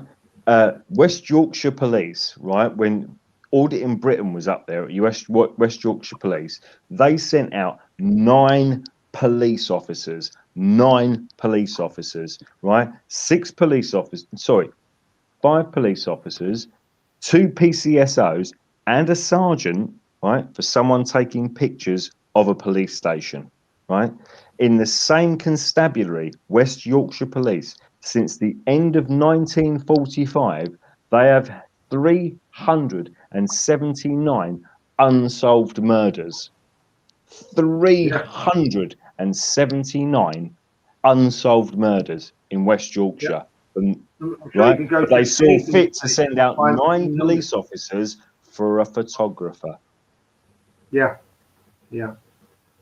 It happens all the time. It's like they've got nothing better to do. It's like an alarm bell goes off in the tea room and say, right, everyone out. There's someone outside. Let's all go out and have a look. Let's see if we can sweep his legs away from him And this is, ruin it's his like camera. they've got nothing better to do apart from the 379 unsolved murders. Oh, apart from that, they've got nothing better to do. Yeah.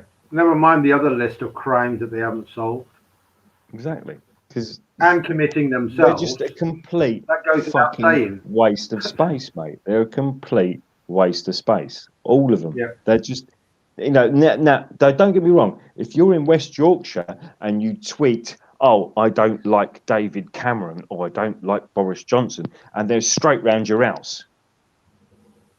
Really? Yeah, if you do something Twitter or some sort of bullshit like that, they'll monitor your Facebook page, they'll monitor your Twitter account, they'll monitor your YouTube account, but apart from the 379 unsolved murders, they don't want to deal with that.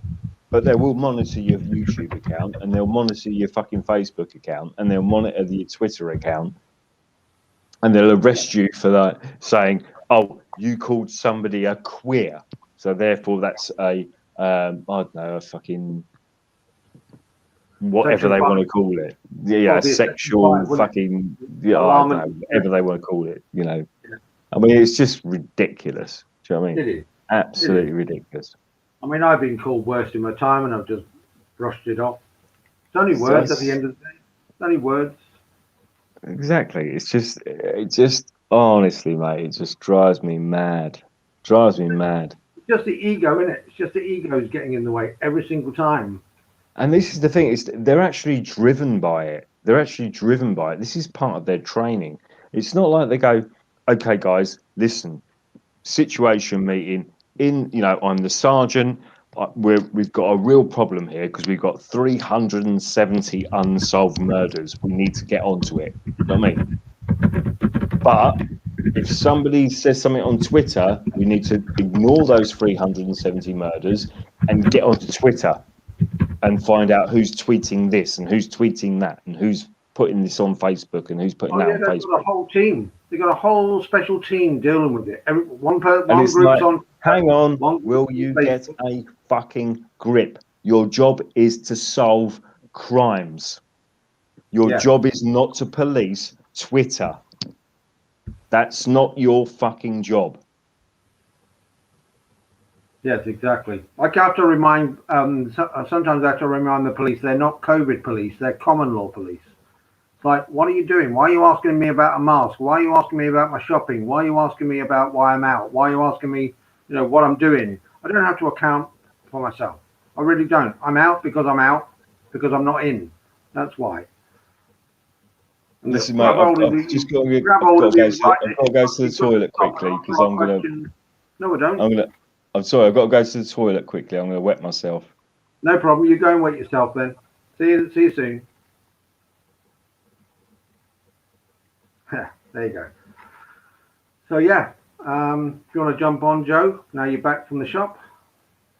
If you want to join in and put your put your story across in regards to what's been happening to you. I'll give you the link. Here's the link.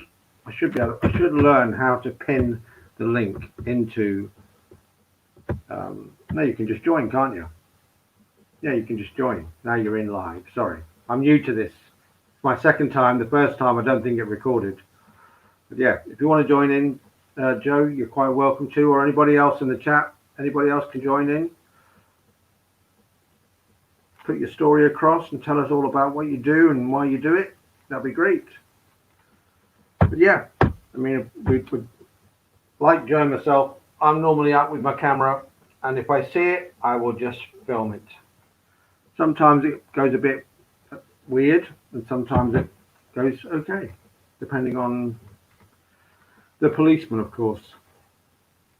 Why are you pointing your camera at me? Because I want to.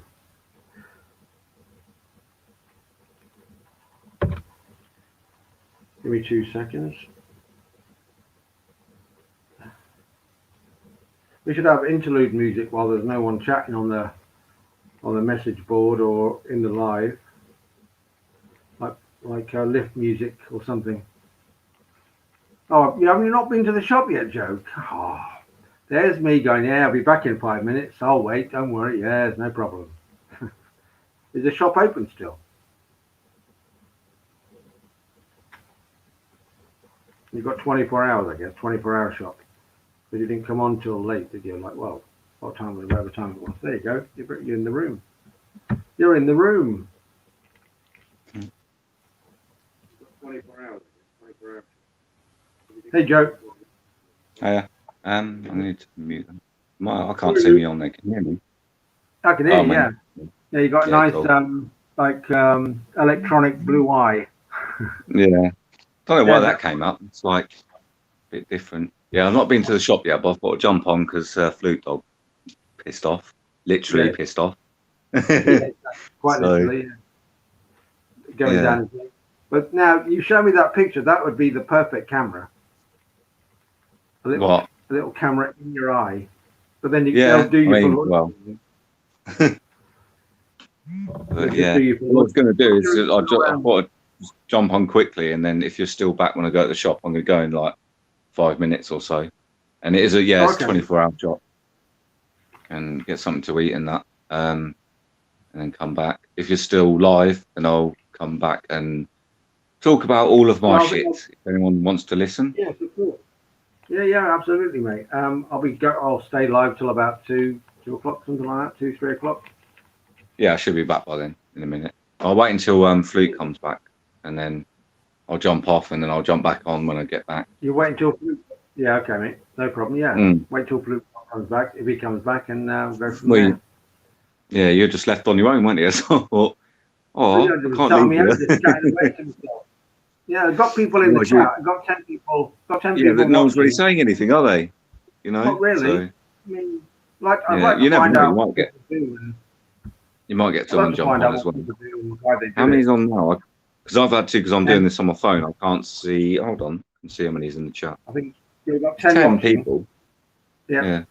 Probably like half of them are pleased. 10 watching and 6 likes. Yeah. If you could hit the like button if you haven't already, and subscribe as well. I've done that. I've done that. Oh yeah, you're talking to them, yeah. Yeah, cheers, yeah. But I'll be sure to go out with my new camera now, because I've just checked out the new Galaxy phone, and that footage. Yeah, I was going to actually ask you that, because I think you did a video the other day, but it's like, was it a short like little clip or something? But I was going to ask like Flute Dog and yourself, like, why are you not out there? Because Fluke, I know he's got some, lots of stuff going on. Yeah. But he doesn't seem to do videos anymore. And when I used to watch him years ago, I just see Flower Cat. Hello, Flower Cat. Like he just stopped, and he was really good at what he did. If you know what I mean. But the last one I watched from him, I think it was at a pub. When all the COVID thing was going on, and he went and questioned him, and it turned a bit not nice. But, I wanted to ask him if he does come back. He should come back. just ask him, you know, because I want to know why, because he was really good at what he did. And he's in a lot of lives and that talking and stuff, but he's not, you know, I've not seen any videos from him. So, he's back. But yeah, he's been going through some. What I'll do, because I'll ask him quickly and see. My ears were burning. Yeah, and talk about you. Trying to get this fucking screen sorted out. Sorry, I missed that. Sorry, I had to have a lengthy Jimmy. Yeah. How you doing, Joe? All right? Yeah, not too bad. I was just talking to like Hedon then. I was because I was just basically saying when you came back, I was going to ask you like about you not making videos anymore. Like, just wondering why. What, audit videos or? Yeah, or any videos, because a lot of people, if you notice now, a lot of people are just doing walk around videos and they just get shit. They do like a tour of their town or things like that, and they just get shit anyway. I was just wondering why, you know, because you're probably one of the first people that I watched years ago, and I thought, bloody hell, this is interesting. And then I was kind of doing my police thing anyway. But I was just wondering why, you know, you haven't done any videos for a long time. That's my question. So, yeah. I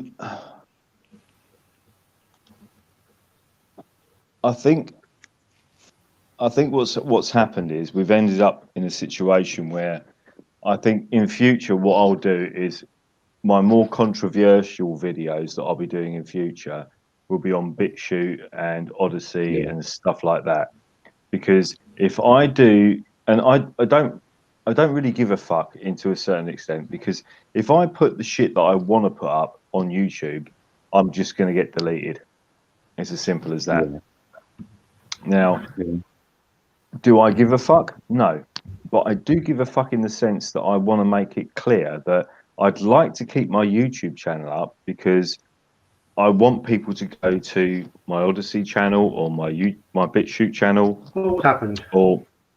And that way, you know, I can literally say what I want to say.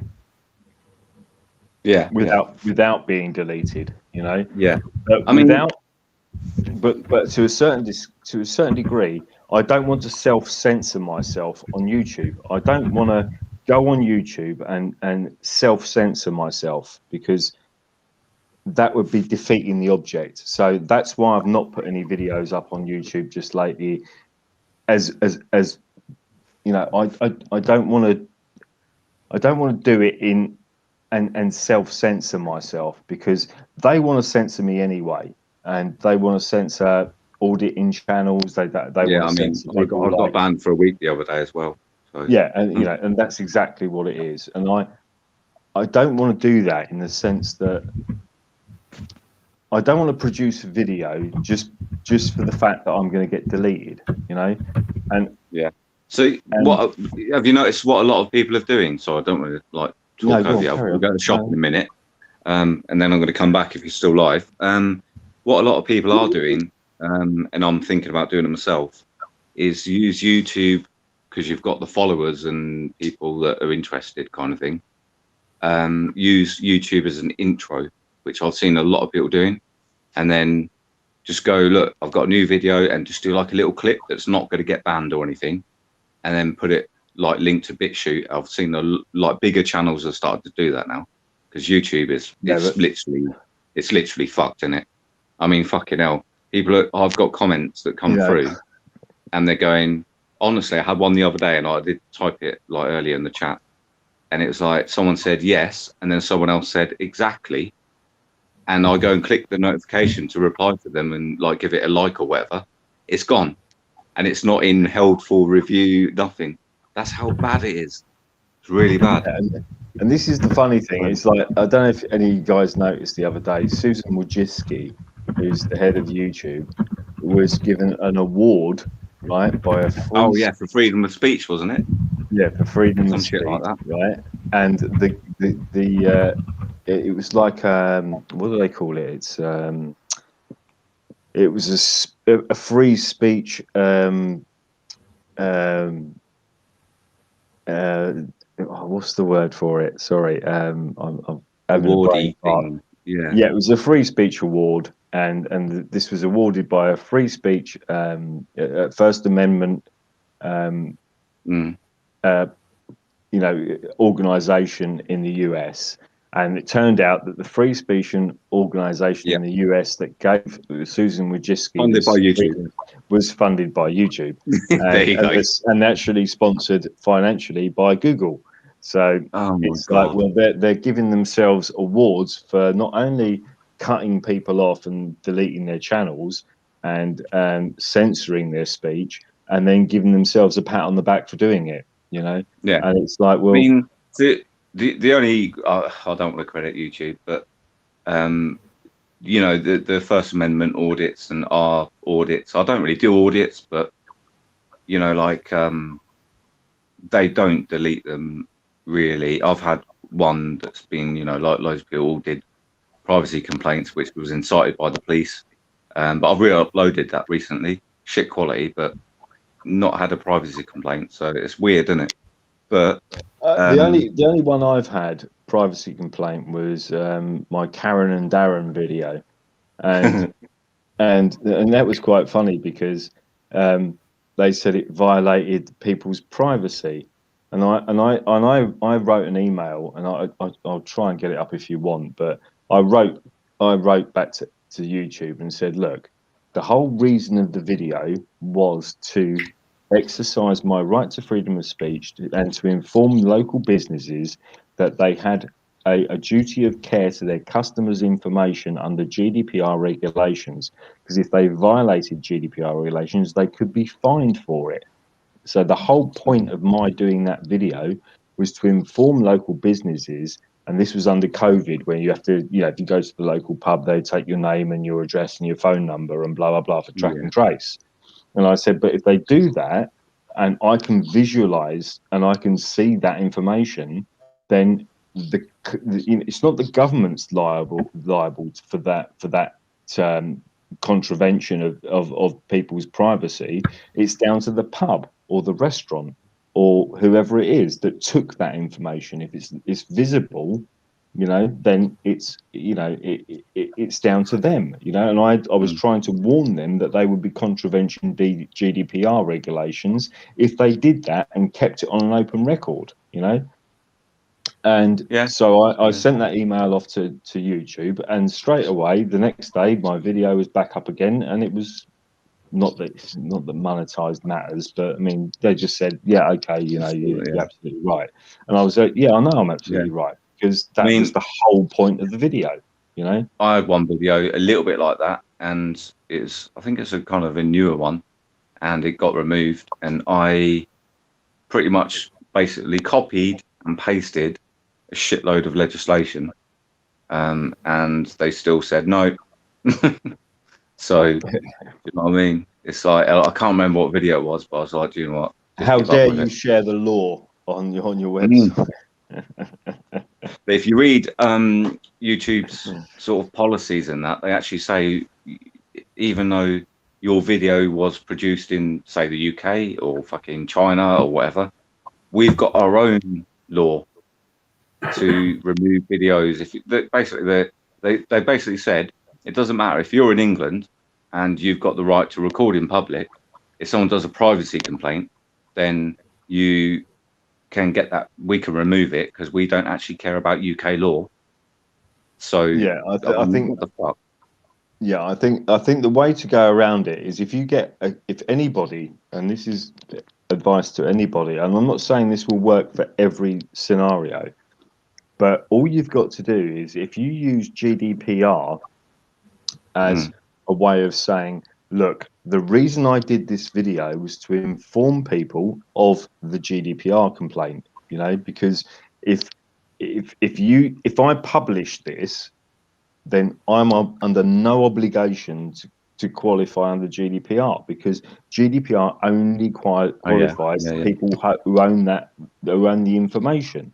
I don't own the information. I don't hold the information. If I disseminate that information, then it's not relevant to me because GDPR doesn't qualify. Therefore, I'm not held to the same standard. Yeah. You know? The issue is though, it's like they don't give a shit. The courts. I've just had a trial about this kind of, well, not so much about privacy and stuff like that, but to do with freedom of speech and things like that. And I've got a £400 fine now, but I'm going to the Crown Court or High Court, waiting for a letter hopefully tomorrow from the barrister about my outcome, and she was really unhappy with it. But it's basically freedom of speech. I never swore, never said the F word or the C word or anything like that. It's nothing to do with YouTube. I'm going a little bit off track here, but the magistrate just basically ignored the law, went straight over it, and went with his feelings, not law. And then so I've been done for like 400 quid so far, and it's like compensation to the traffic warden. I don't know if you know that video, but yeah, I saw that one. Yeah, that's what I've been doing for 400 fucking quid. I think the other thing, to a certain degree, it's like when I first started doing audits, and it was all about hiding my information and keeping myself top secret kind of thing, and which was kind of irrelevant, really. And I did take certain precautions, right, over this, because how many people have we got viewing online, Heaton? How many people are online? 8 people so far now. Sorry, 9 people. 9 people watching. I'll tell you what.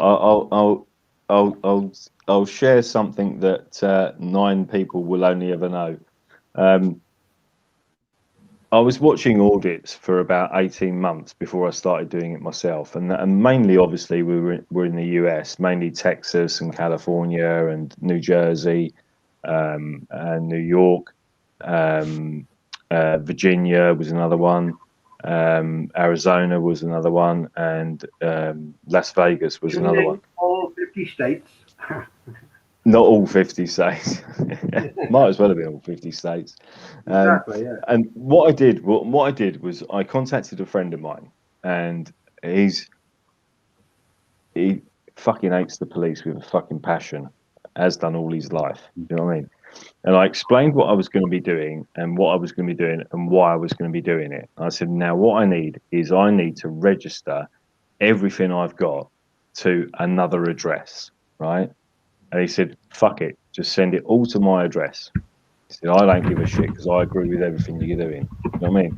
So what I did was I registered everything I've got. My car, my motorbike. Well, I don't have the motorbike anymore, but my car, my motorbike, my insurance, my tax, my fucking everything, my driving license, everything was registered to his address, you know?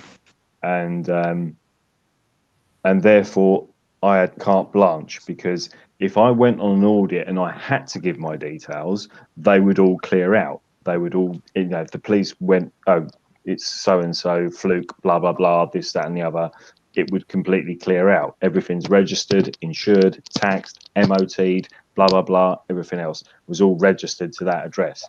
So even if I did have to give my details just to avoid an arrest, then I would do it. They couldn't retaliate against me because they would never know where I was anyway. Because if they turned up at that address, they would get a large portion of that. Yes. Right? That's what they'd get. So, yeah, definitely.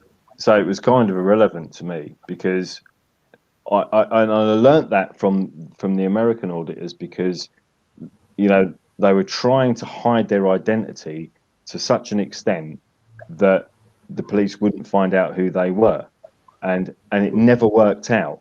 So I thought to myself, I've got to find a way of hiding my identity to a certain degree that even if they did identify me, I could give them a name, address, a telephone number, a fucking date of birth.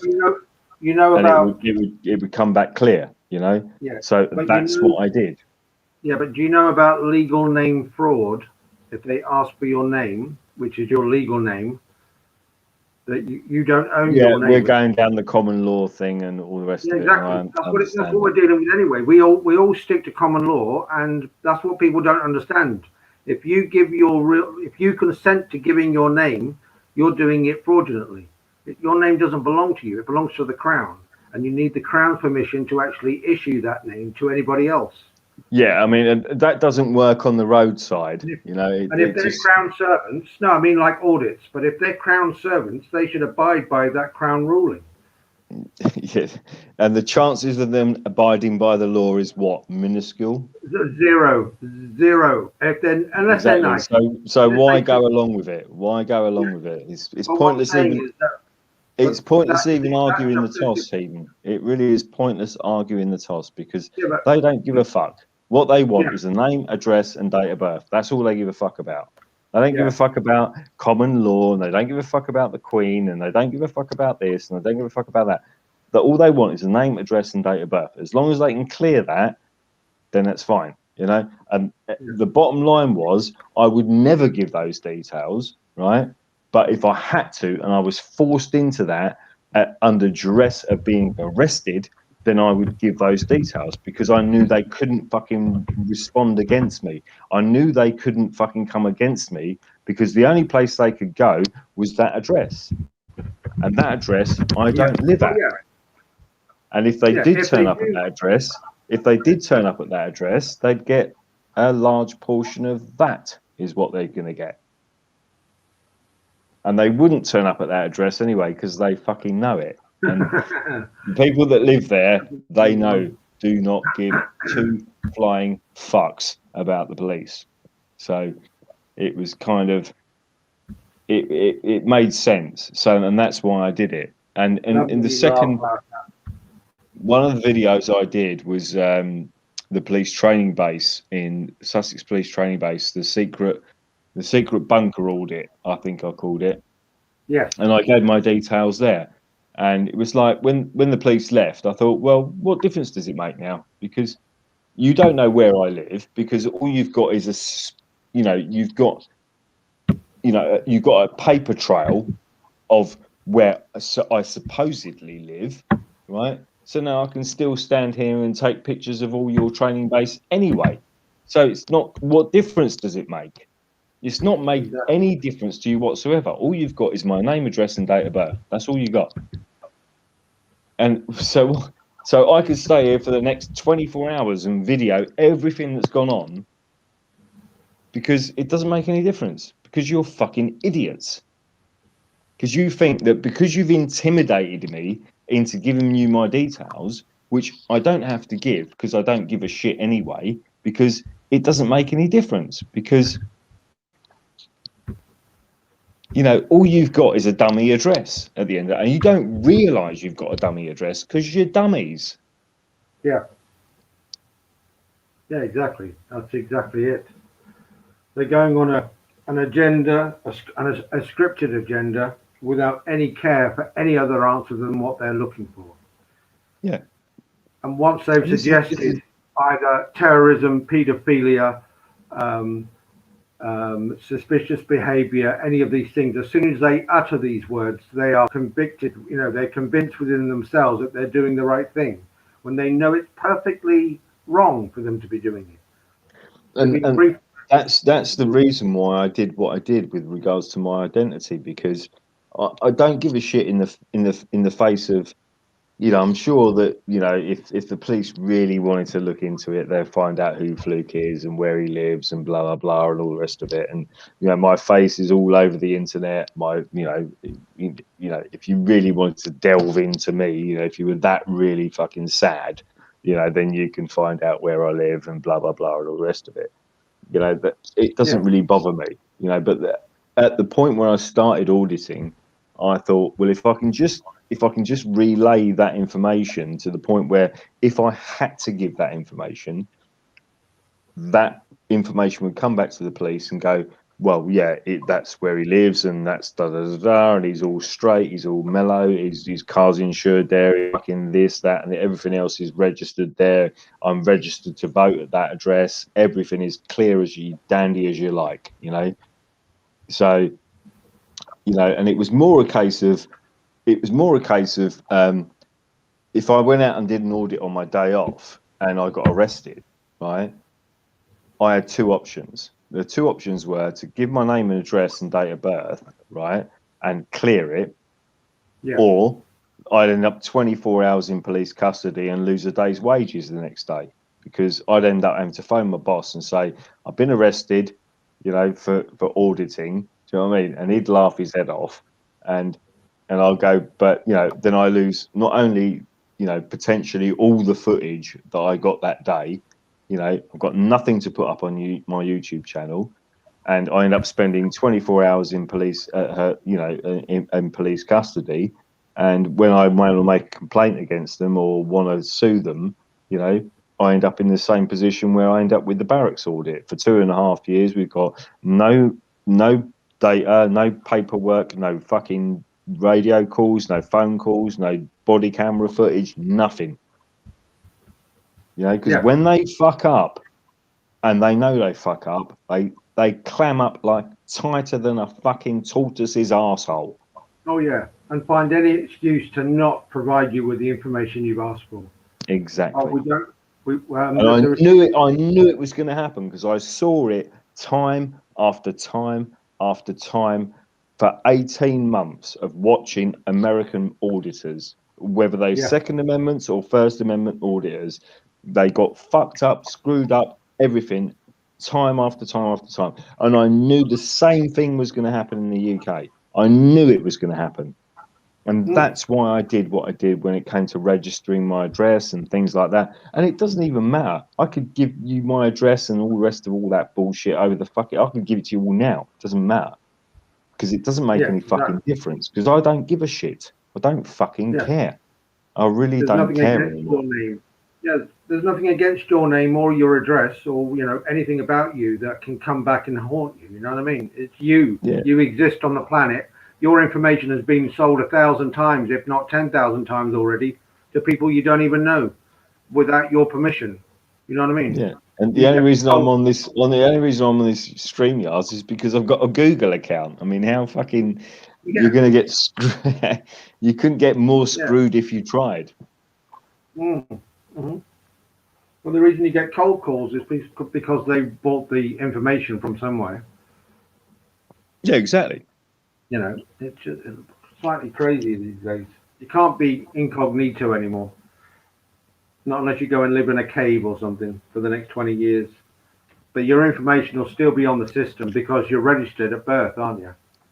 Yeah, it'll just say Fluke Dog lives in a cage, in a cave. Yeah, exactly. Fluke the caveman. Yeah. Number 2A, Cave Street, Caveville. Deep dark forest. Yeah. By the sea. Next to the oak tree. Yeah. Third oak tree on the right. Yeah.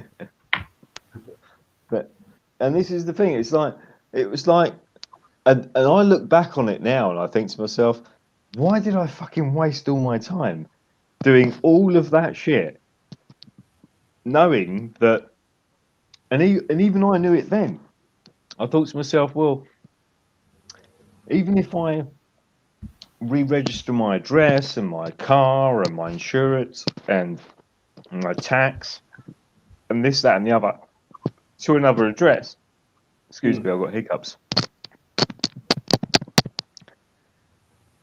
Oh, excuse me. Knowing that, you know, 5 years down the line, they could have screwed me anyway. They could have screwed me from my YouTube account. They could screw me from my Gmail account. They could screw me from my Yahoo account. You know, they could screw me anyway. What? And I even knew that then, and I still couldn't. And personally, I was stupid enough to think that I was trying to hide myself. You know what I mean? And then I thought to myself, well, hang on a minute. You know, that doesn't make any sense because I could still get screwed. Yeah, and now I look at it and I actually laugh about it, and I think to myself, well, it was funny that I even tried to do it in the first place.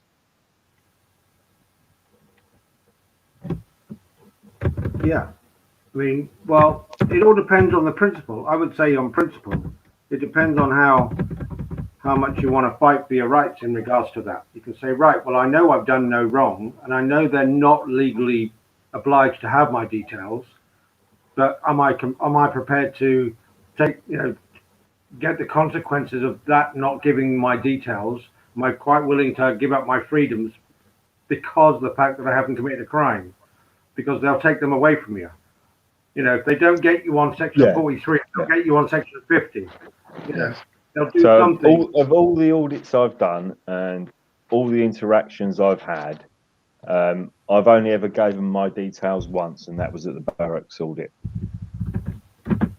So of all the videos I've done, all the blah blah blah, everything else, and the thing is, I probably got my name ticked off on a box somewhere, whether it be the police or wherever it is, I've probably got my name ticked off on a box more times from doing live streams or doing stuff from home, than I have doing live audits or going out and doing audits and publishing them. You know what I mean? Than I ever had. Yeah. Because and this is, it's got to the point where I kind of really just don't give a fuck, because until people wake up and realize that the way things are going, it's irrelevant. You can hide yourself as much as you like, At the end of the day, if you've got a Gmail account, a Yahoo account, a YouTube account, a PayPal account, a fucking Facebook account, a Twitter account, you're fucked. They've got you by the short and curlies. It's as simple as that. You've got to come off the grid. You've got to come off the grid. And if you want to delete all of those accounts, you ain't got a voice anymore. So you have to. It's a balancing act where you think, well, hang on a minute, I'll put so much on YouTube, or I'll put so much on Facebook, and I don't do Facebook and I don't do Twitter, but if I did, I could say, right, well, I'm going to put this much information on Facebook and this much information on Twitter, and I'm going to put this much information on YouTube, and I'll put this much information on BitChute, and I'll put this much information on Odyssey, and this much on Library. But at the end of the day, the vast majority of your, it's like when I go to BitChute, right? I've got 7,000 subscribers on YouTube, right? I've got 5 subscribers on BitChute. Okay. I've got 6 subscribers on Odyssey, right? And it's like trying to transfer those people that follow you on one platform and trying to get them conversively, and there can only be one way it's done.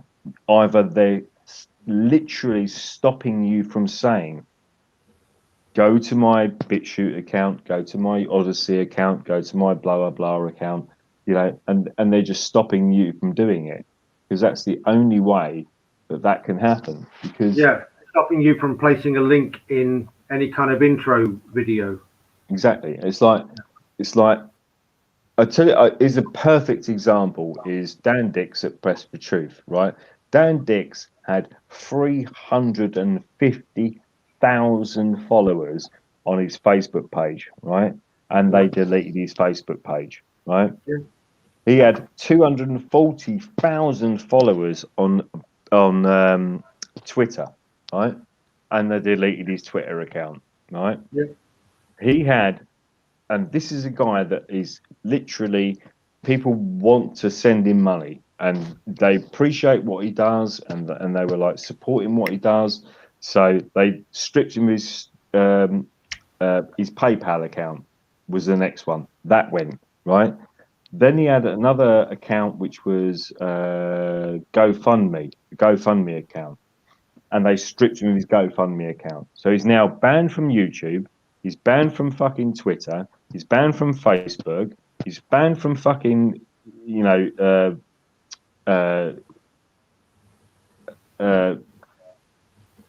was it? Sorry, they've now banned his Twitter, PayPal. Yeah, he's basically, they just banned him from everything. Yeah, anything online. Yeah. Even if you want to send, even if you like what this guy does and you appreciate what he does, you can't even financially send him a tenner, No. because they banned him from fucking all of the PayPal type of stuff. You know what I mean? You can't even send this guy money, even if you want to support him. That's how bad it's getting. At which point are people not going to wake up and realise that, you know, even if I wanted to send you a tenner because I believed in what you said, or even if you wanted to send me a tenner to say I believe in what Fluke says, you know, and you can't even do that anymore. At which point are people not going to wake up and realise you're being fucked over? Even it's not even about freedom of speech or freedom of expression. It's about even if I had 7,000 subscribers, which I do have, even if 7,000 subscribers wanted to send me £1 each, right, and send me 7 grand, right, they can just cut me off and just say, well, you're not getting the 7 grand. Simple as that. Go fuck yourself. I run around the houses and I go to the bank instead. I don't use the only control system I use is my bank, and that's going to be the biggest control system in the near future. They're going to know everything you do, because we know they're going to. We know that as much as they've just changed the currency in the Bank of England with 20 and 10s and 5s, that money is going to be obsolete in no time at all, like gold and all these precious metals. If you look up the research they're doing in China with precious metals, they're finding cheaper alternatives. So it's going to be worth nothing. I think you know, we could sit here and we can go back over the last, you know, 12 months, 14 months and go, and we can talk about the COVID this and the COVID that and the COVID the other, and it's almost become obsolete within itself, you know. Because we can't mention the C word on lives. Oh, can we not? Okay, sorry. The sausage vids. Yeah, exactly. Yeah. And you know, it's got to the point where you know, sorry, I lost my train of thought. You're talking about how for the last 14 months, every debate has been about the current situation and what's actually going on with, and people, you know, either agreeing with it or disagreeing with it for their own particular reasons. But 9 times out of 10, the people that are disagreeing with it haven't really done any research or looked into it at all. And if they did, they'd be shocked, really, in regards to how much money is being wasted and all that kind of jazz. Well, now you're yawning, I'm going to close a live at 2 o'clock. So got another 15 minutes if anyone wants to have their say. So thanks for joining tonight, Luke. Thank you very much for that. No. Thanks for having me on, mate. I appreciate it. Thank you. It's been good. But everything all right, though, yeah? No, not really. But don't worry about that. It's fine. The same situation. Yeah, I mean, it's just. So you were in a hotel? No, a friend of mine. I'm going to be doing some work with him hopefully next week. So he just said, look, you know, can't have you sleeping in your car for fucking another fucking 2 weeks. Do you know what I mean? Because it's just ridiculous. Do you know what I mean? So I said, no, what it was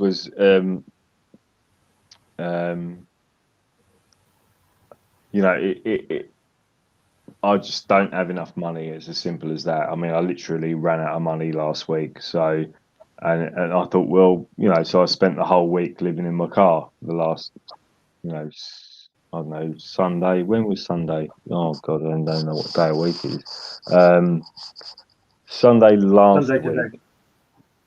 So right. From Sunday last week till today, I literally spent the whole week just living in my car, basically. And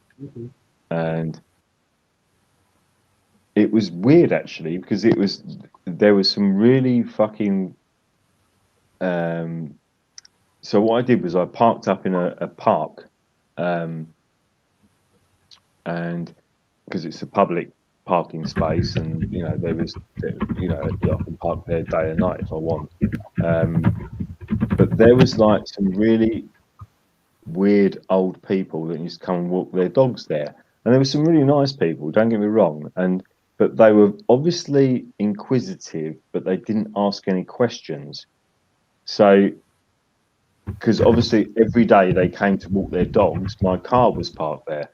And so it got to the point where I thought to myself, well, the best thing to do is just write a little note in my and write and put it on the dashboard saying, my car was, awaiting pickup because it was broken down. I just made up a story. And so I stuck it in the windscreen and just said, look, and that's what it is. And then a couple of guys were, I don't know way to describe it. A couple of guys were like always saying hello and being very friendly, but I noticed that they were trying to sort of engage me in a conversation as to why I was there. Yes. And I just sort of said, I kind of danced around it and just said, look, it is what it is. I'm waiting on some work to come through, but I've got nowhere to go, so it doesn't really matter. It's no big deal, blah blah blah. And I didn't mention the fact that I was homeless or anything like that, because I didn't really kind of say anything about it, but you could see that they were trying to touch on it.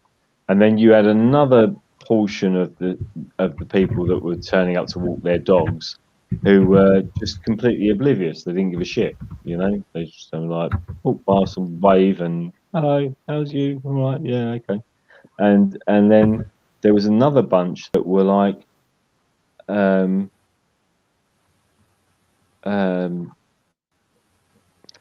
tell you what, there was a specific guy, and his name's Steve, and I'm going to do a video about this, but I thought at the end of the day, at some point, some moaning Mini is going to call the police and say, this car's been parked in this fucking, in our car park for like the last fucking 3 days. And, he hasn't moved and, we don't know who he is and blah, blah, blah. And, I just thought that was what was going to come next. That's what I thought was going to come next. So I thought to myself, well, what do I do? I can't really do much because the car won't start because I've been trying to charge my batteries and charge my phone and charge my laptop and, and trying to keep everything charged. So at least I can keep in touch, with certain people that I need to keep in touch with. And eventually it just drained the battery, so I'm now with a flat battery stuck in a car park, and I'm like, well, I can't even move the car. So anyway, going back to last Sunday, and then the Monday, I literally moved into the car park, and it got to the point where it was about 6:30 in the afternoon, and there's a sign on the gate to the entrance to the car park that says that at 7 o'clock they lock the gate. And so I said to this guy, look, what's the score with locking the gate? I said, because my car won't start. And he said, oh, don't worry about it. He said, I've lived here for 4 years. And he said, and I've never seen them lock that gate. And I said, okay. And he said, well, you all right? And I said, yeah, I'm fine. I just can't start the car, and I don't know what to do. I don't want them to tow my car, and he was like, no, don't worry about it. Don't worry about it. He was cool as fuck, really nice guy. So we had a little chat and a conversation and blah, blah, blah. And he was cool as fuck. So anyway, the next night, it was like Tuesday night of this week. And this literally, it was about 10:30 at night, and I'm snuggled up in the quilt, and I'm in the car, so it's not the most comfortable thing, but and this Range Rover turned up. And I thought, oh, right, okay. At first, I thought it was the old Bill, so being a bit paranoid, as we all are. And it wasn't. But this guy spent 10 minutes, and it looked like he was just rolling a cigarette, and that's exactly what he was doing. And he jumped out of his Range Rover and stood by the fence, and there's a big pond and a lake right in front of us.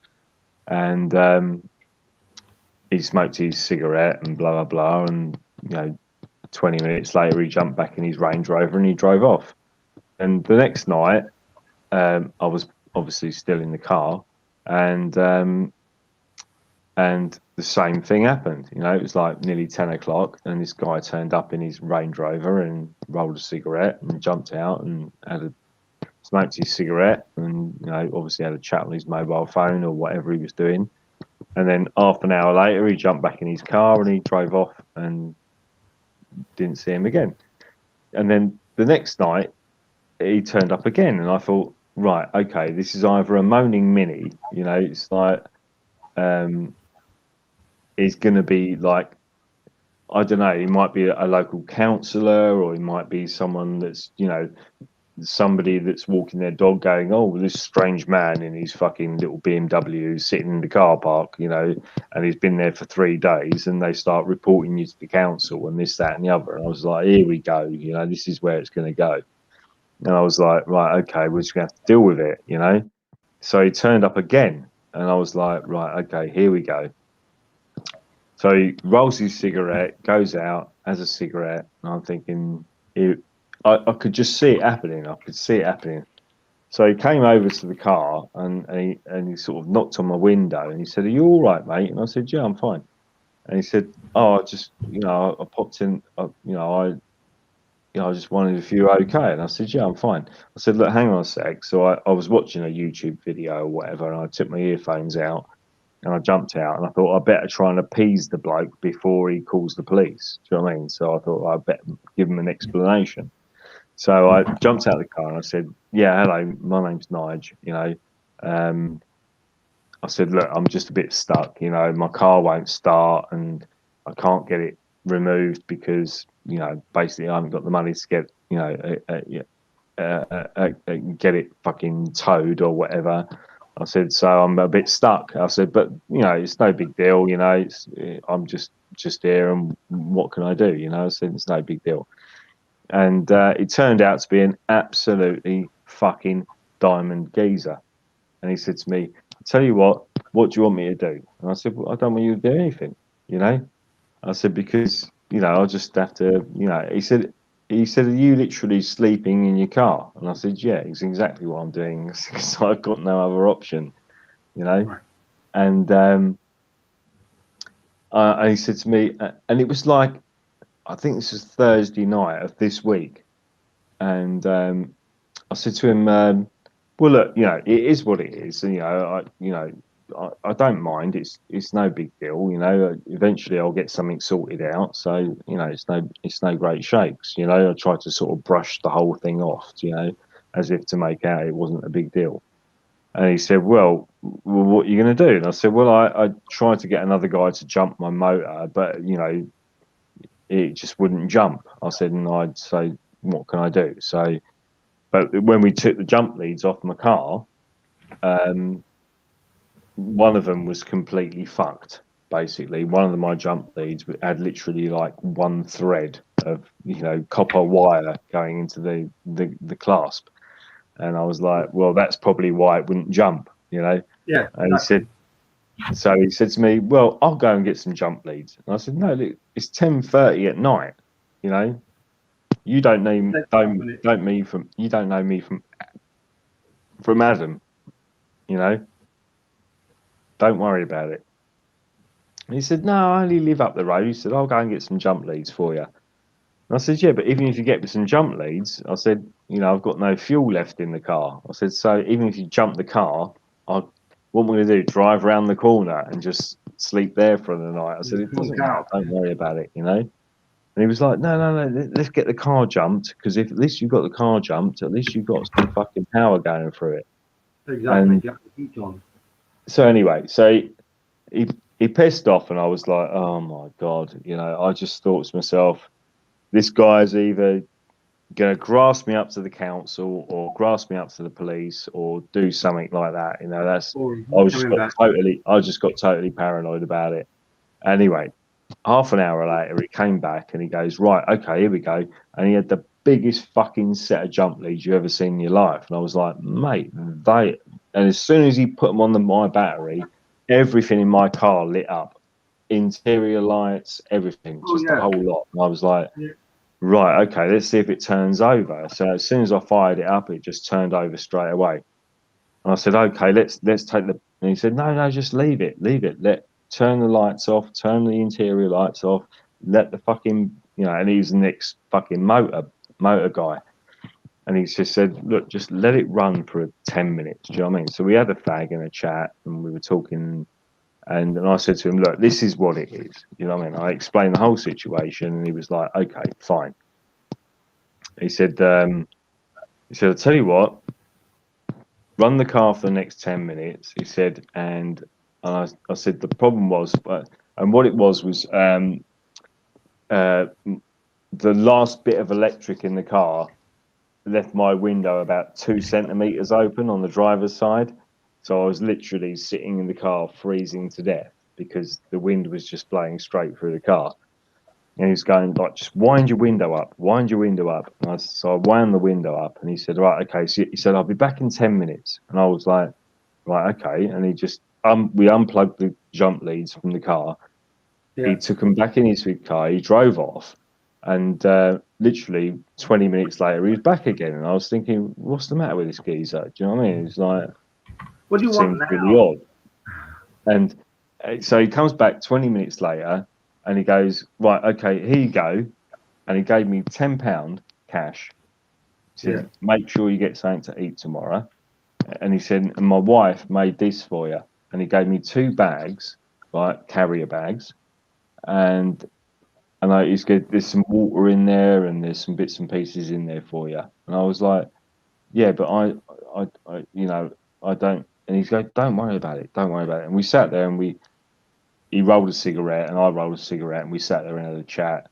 And I said, you don't have to do it. And he said, if you've got any problems, here's my fucking phone number. You know what I mean? Yeah. And I was like, well, why would this person do this for me? You know what I mean? So anyway, he said, like, I've got to go. So we finished our cigarettes and we shook hands and he jumped in his car and he chips off. He said, I'll pop and see you tomorrow. So I was like, okay. So anyway, I was so tired. I just thought, right, I just wrapped myself in the quilt, jumped in the back of the car and just fell asleep. And the next day, I woke up and, it's a lovely little park where I was staying. I just thought, well, I'll just have a walk around the park and have a walk around the lake. I had some biscuits left over, so I fed the ducks and whatnot. Just fucking, I was just bored, And he turned up again. I've never been that bored to feed the ducks. Yeah. I've never been that bored. Yeah, I know. And didn't feed them bread either. You feed them frozen peas. Yeah. So anyway, he turned back up, and I said to him, he turned up, and we had a cigarette, and we sat on the bench, and we had a cigarette. And he said, "Oh, I've got some stuff in the car for you." And I said, "Okay." And he, what are you talking about? And he said, "So here you go, my wife," and he's just gave me 2 bags of stuff, and it's like there's the fun size Mars bars, fun size Snickers bars, fun size this, 2 bags of crisps. He gave me 4 apples, 4 nectarines. His wife made me loads of sandwiches, all wrapped up in tin foil, and he was like, "That's for you, Jack. That's for you. Just as long as you got food and you've got anything else you need." And they gave me a little box of waters, like mineral waters, like the little ones. And I was like, and this complete stranger just came up to me and gave me all of this stuff. Yeah, it's the kindness of strangers, isn't it? That's what it is. You make a connection with someone in some way, and they just go, okay, right, well, I'll do something about it because I can. It's like what's his name? I'm trying to think of his name now. Live Free. He gets donations from subscribers, and he goes out and just goes and buys loads of stuff for the homeless people. Yeah. Actually determined to just go and see the homeless, listen to their story, and then stick it online. And I applaud him for it. But when when I was doing it in London, there was some guy online going, well, all he's doing is helping the homeless, showing us that he's helping the homeless, and he's kind of peacocking, like showing off that he can actually do it. But now seeing Live Free do the same thing, it kind of makes me think that I was always doing the right thing. You know what I mean? I was up by helping the homeless. I was always doing the right thing. So not that any harm. Yeah, it was like a friend of mine, So we ended up with. I said to this guy, his name's Steve. I said to him, Steve, you just stop doing it. Stop doing it because, I really appreciate everything you've done. I can't eat all of this stuff, even if I know you've given it to me, but even if I ate it for the whole fucking week, I couldn't I couldn't eat it all anyway. And he was like, just keep it, don't worry about it. So, I've got a bit of a sweet tooth, so I munched all the chocolate stuff and munched the sandwiches and whatnot. And they gave me a couple of packet of biscuits, and I thought to myself, what it was like today. I got back to there was like a little packet of biscuits left and whatnot, but I got in touch with a couple of my mates, and they've been working abroad, so they've not been here. And as soon as they got back, and they said, "Look, don't worry about it. We'll sort it out." So I was like down to half a packet of biscuits, and I thought to myself, well, what difference does it make? Because so I've got half a packet of biscuits and half a pint of milk left, and I thought, and I like a biscuit and a milk, don't get me wrong, but and I thought to myself, well, I'll just munch as many biscuits as I can, as many biscuits as I want, and drink some milk and roll a cigarette. So I rolled a cigarette, and I thought, you know what? I've got like 10 biscuits left, and on the lake where I was parked up, there's a big lake in front of me, and I thought, well, I'll just go and share the biscuits with the ducks. So I just walked down to the side of the lake and started throwing some biscuits to the ducks, and the ducks came over and they just munched the biscuits, and everyone's a winner. It's not kind of rocket science, is it? It's kind of what goes around comes around. It depends, depending on your level of philosophy, because even if you didn't go and feed the ducks would still be alive tomorrow, and that food would be, it's only through your own kindness towards the duck that you went and did it. But if you hadn't have done it, the duck would still be alive. I don't know. Especially when you're that low on food. Yeah, it wasn't even that. It was just kind of. It was like. Anyway, this is the good thing. Anyway, you ate everything the man gave you. Yeah. I just try to do. I know it's like a really simple thing, but I just thought, well, I'm not going to eat all of these biscuits because it's just impossible, So I just give them to the ducks. So I went down to I gave the ducks the biscuits, and then I walked off. And then all of a sudden, these ravenous seagulls just came down and swooped down and started scaring the ducks off and started scoffing all the biscuits. And I was like, and I just ran down to the side of the fucking lake, and I just scared all of these seagulls off. And I just went, fuck you. And I was throwing stones at them and everything. Do you know what I mean? I was just like being a right cunt. And eventually all the seagulls just fucked off because they thought, oh my God. And so all the seagulls fucked off, and I was like, "Oh, brilliant!" And then all the and obviously the ducks came back, and they got little ducklings right next to them, and I was squashing up the fucking biscuits as hard as I could, just so that the little ducklings could actually eat the fucking. Because if you just mash up a big biscuit, a little duckling with a fucking little mouth like that isn't going to actually be able to eat the fucking biscuit. You know what I mean? anyway, so I just tossed as much biscuit as I could into the lake, and it was just lovely. And it was like, and these seagulls were swarming around, waiting. And I was just like, yeah, give it a chance. You land on this fucking lake, and I'm gonna fucking chase your ass off of it. Diving in. You know? So get out of it. And it was funny as fuck. Don't get me wrong, it was funny. You know what I mean? It was like a psychological battle between me and the seagulls and the ducks.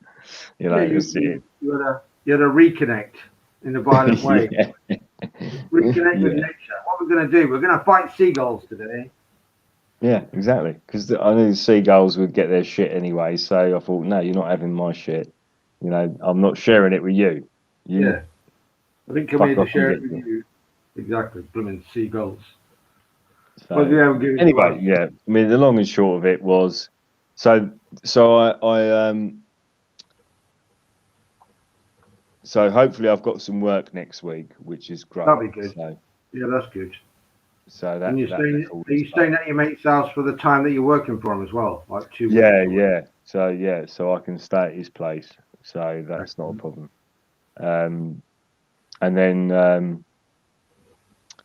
I was worried. I was a bit worried because Steve, the guy that gave me the food and everything, my mate sent me some money last night, which put me up in this hotel tonight because it was like, he said to me, "I'll send you £100," and I said, "Yeah, but you know, so I checked into. Well, I was going to check into the local hotel, but it was 9 o'clock last night, and it was like £45 for the night." And I thought, well, fuck me, I'm not going to spend £45 to spend 8 hours in a fucking bed. I'll just spend 8 hours in the fucking car. You know what I mean? It would save me £45. They have extraordinary prices for you to be unconscious in. Yeah, so I was just like, well, I'm not going to spend £45 just to go and sleep in a bed. I'll just save £45 and I'll just sleep in the car. So that's exactly what I did. And then the next day I checked online, and for tonight was only $24.99 for the night. So I thought, well, I don't mind spending $24.99 for the night because I've spent I spent the last 7 days sleeping in my car, and I could really do with a shower. You know what I mean? I would have spent $24.99. I'd have spent $24.99 just for the shower. You know what I mean? Let alone the bed. So I'm surprised you stayed on this long. Are you working? Do you not working tomorrow? Though, are you? Bank holiday. No, we are. We've got a job on tomorrow, but I won't know till the morning whether it's going to go ahead or not. This long. It's like 2 o'clock in the morning now. Yeah, no, it's fine. It's just I won't know till the morning if the job's on or not. But I won't sleep anyway, so it doesn't matter. I might get 5 or 6 hours kept, but it doesn't really matter. But anyway, yeah, that was cool. And then so I said to my mate, look, you know, I'm not going to book in at 10. By the time the money was transferred into my account, it was like nearly 10 o'clock. And I thought, well, I'm not going to spunk 46 fucking quid just to spend, you know, 8 hours in a fucking hotel. You know, I'm not going to do it. So it's a waste of money. So I just said to him, look, you know, if you want the money back, I'll send it back to you. He said, no, just keep hold of it and just book in the next night. So I thought, well, I drove down to the Tesco Express and I got some discounted sandwiches and, you know, a bag of crisps and a can of Coke. And I just drove back to to where the ducks were, back to the park. So I went back to the park and I thought, well, I'll just keep here for the night. And so I waited there and I thought maybe Steve will turn up again, you know. And then literally 20 minutes later, Steve turns up and he's like, pulls out a bag and he's like, there you go, mate. And we sat there and we had a chat and he pulled out a McDonald's and, you know, it's not that I like a McDonald's and I didn't want to sort of be rude, but I just thought, well, I better eat it because he was so kind to give it to me. So I just thought I just better eat it and shut my mouth. Do you know what I mean? As much as it's McDonald's, even you know that a cup of water is like gold. So we sat there. It was like 10:30 at night, and we just sat there and we munched McDonald's, and we had a cigarette and blah blah blah for an hour or so, and he said, "Look, I've got to go," and so I said, "Yeah, no problem, Steve," and he chipped off, and I've just bedded down for the night, just crashed out and woke up this morning, and here we are, so. Yeah, here we are, yeah. As I say, things change. It's all about circumstances, who you meet and what's going to happen, and it all changes. It all changes. But what, did you ever think about going over to the council and putting your name down on the list? Because yeah, I did, and you'd be classed as vulnerable. I think I don't want to go down a racial issue with this the whole homeless thing, because I've had a lot of questions about this. Right. But basically, I'm a white single man with no dependents. So I think what they do is they take my application and they shove it right down the bottom. Yeah, you don't tick enough boxes. That's all Exactly. it is. Now, if I was a Romanian woman with 7 children, and don't get me wrong, I don't have a problem with Romanian women with 7 children. I don't have a problem with that. I'm just saying that, I've paid my taxes all my life, and I've lived in this country all my life. I've been working all my life. I've never claimed the dole until this year. Yeah. This is like 35 years of employment. Last year and this year. This is the first year I've ever had to claim in my life, and I feel embarrassed by it. I really do. I genuinely do feel embarrassed by it, and I think to myself, well, it's almost like they're like, well, you're a single white male with no dependents, therefore we're going to put your claim right down the bottom of the pile. That's the way it feels. Yeah, well, this is a long-standing thing, because like even 20 years ago, I know people that were waiting 2 years to get somewhere on the list, and then immigrants were coming in 4 weeks in and getting a house. Yeah. It's a long-standing thing. It's quite absurd, but it's been going on for a very, very long time. Very long time. But yeah, good luck with it. I mean, you've got to hound them like you normally do with anybody else, but if you haven't got the energy or the the continued onslaught that you've got to face before you get anywhere, then of course you've just got to do what you've got to do, innit? You've got to do you at the end of the day. As long as you've got a roof over your head and food in your belly and the breath in your lungs, it's what you've got to do at the end of the day, innit? And getting a roof over your head. Yeah, I think you're right there, really, mate, because what options do I have? I can sit there and kick up a fuss and get no results. Do you know what I mean? I can sit there and demonstrate. I can sit there and fucking video record the council just to piss them off. Do you know what I mean? At which point am I going to get any joy out of any of that? Pretty fucking unlikely. Do you know what I mean? So, I'm just going to have to hope that I meet more Stevens. One application, you've got to hound them. As soon as you made your application, you've got to hound them every day and say, what's happened to my application? And I'll say, it'll take 20 days. 20 days comes along, and then you ask them again. This is the funny thing, actually, because when I put in the application about my housing, I said to them, look, at the end of the day, if you do not fucking sort your shit out pretty quickly, I'm going to end up living in my car, Yeah. And they said that's okay, but it will take us 4 to 6 weeks to process your application, and when we've come to a determination, right, we will send you a letter in writing.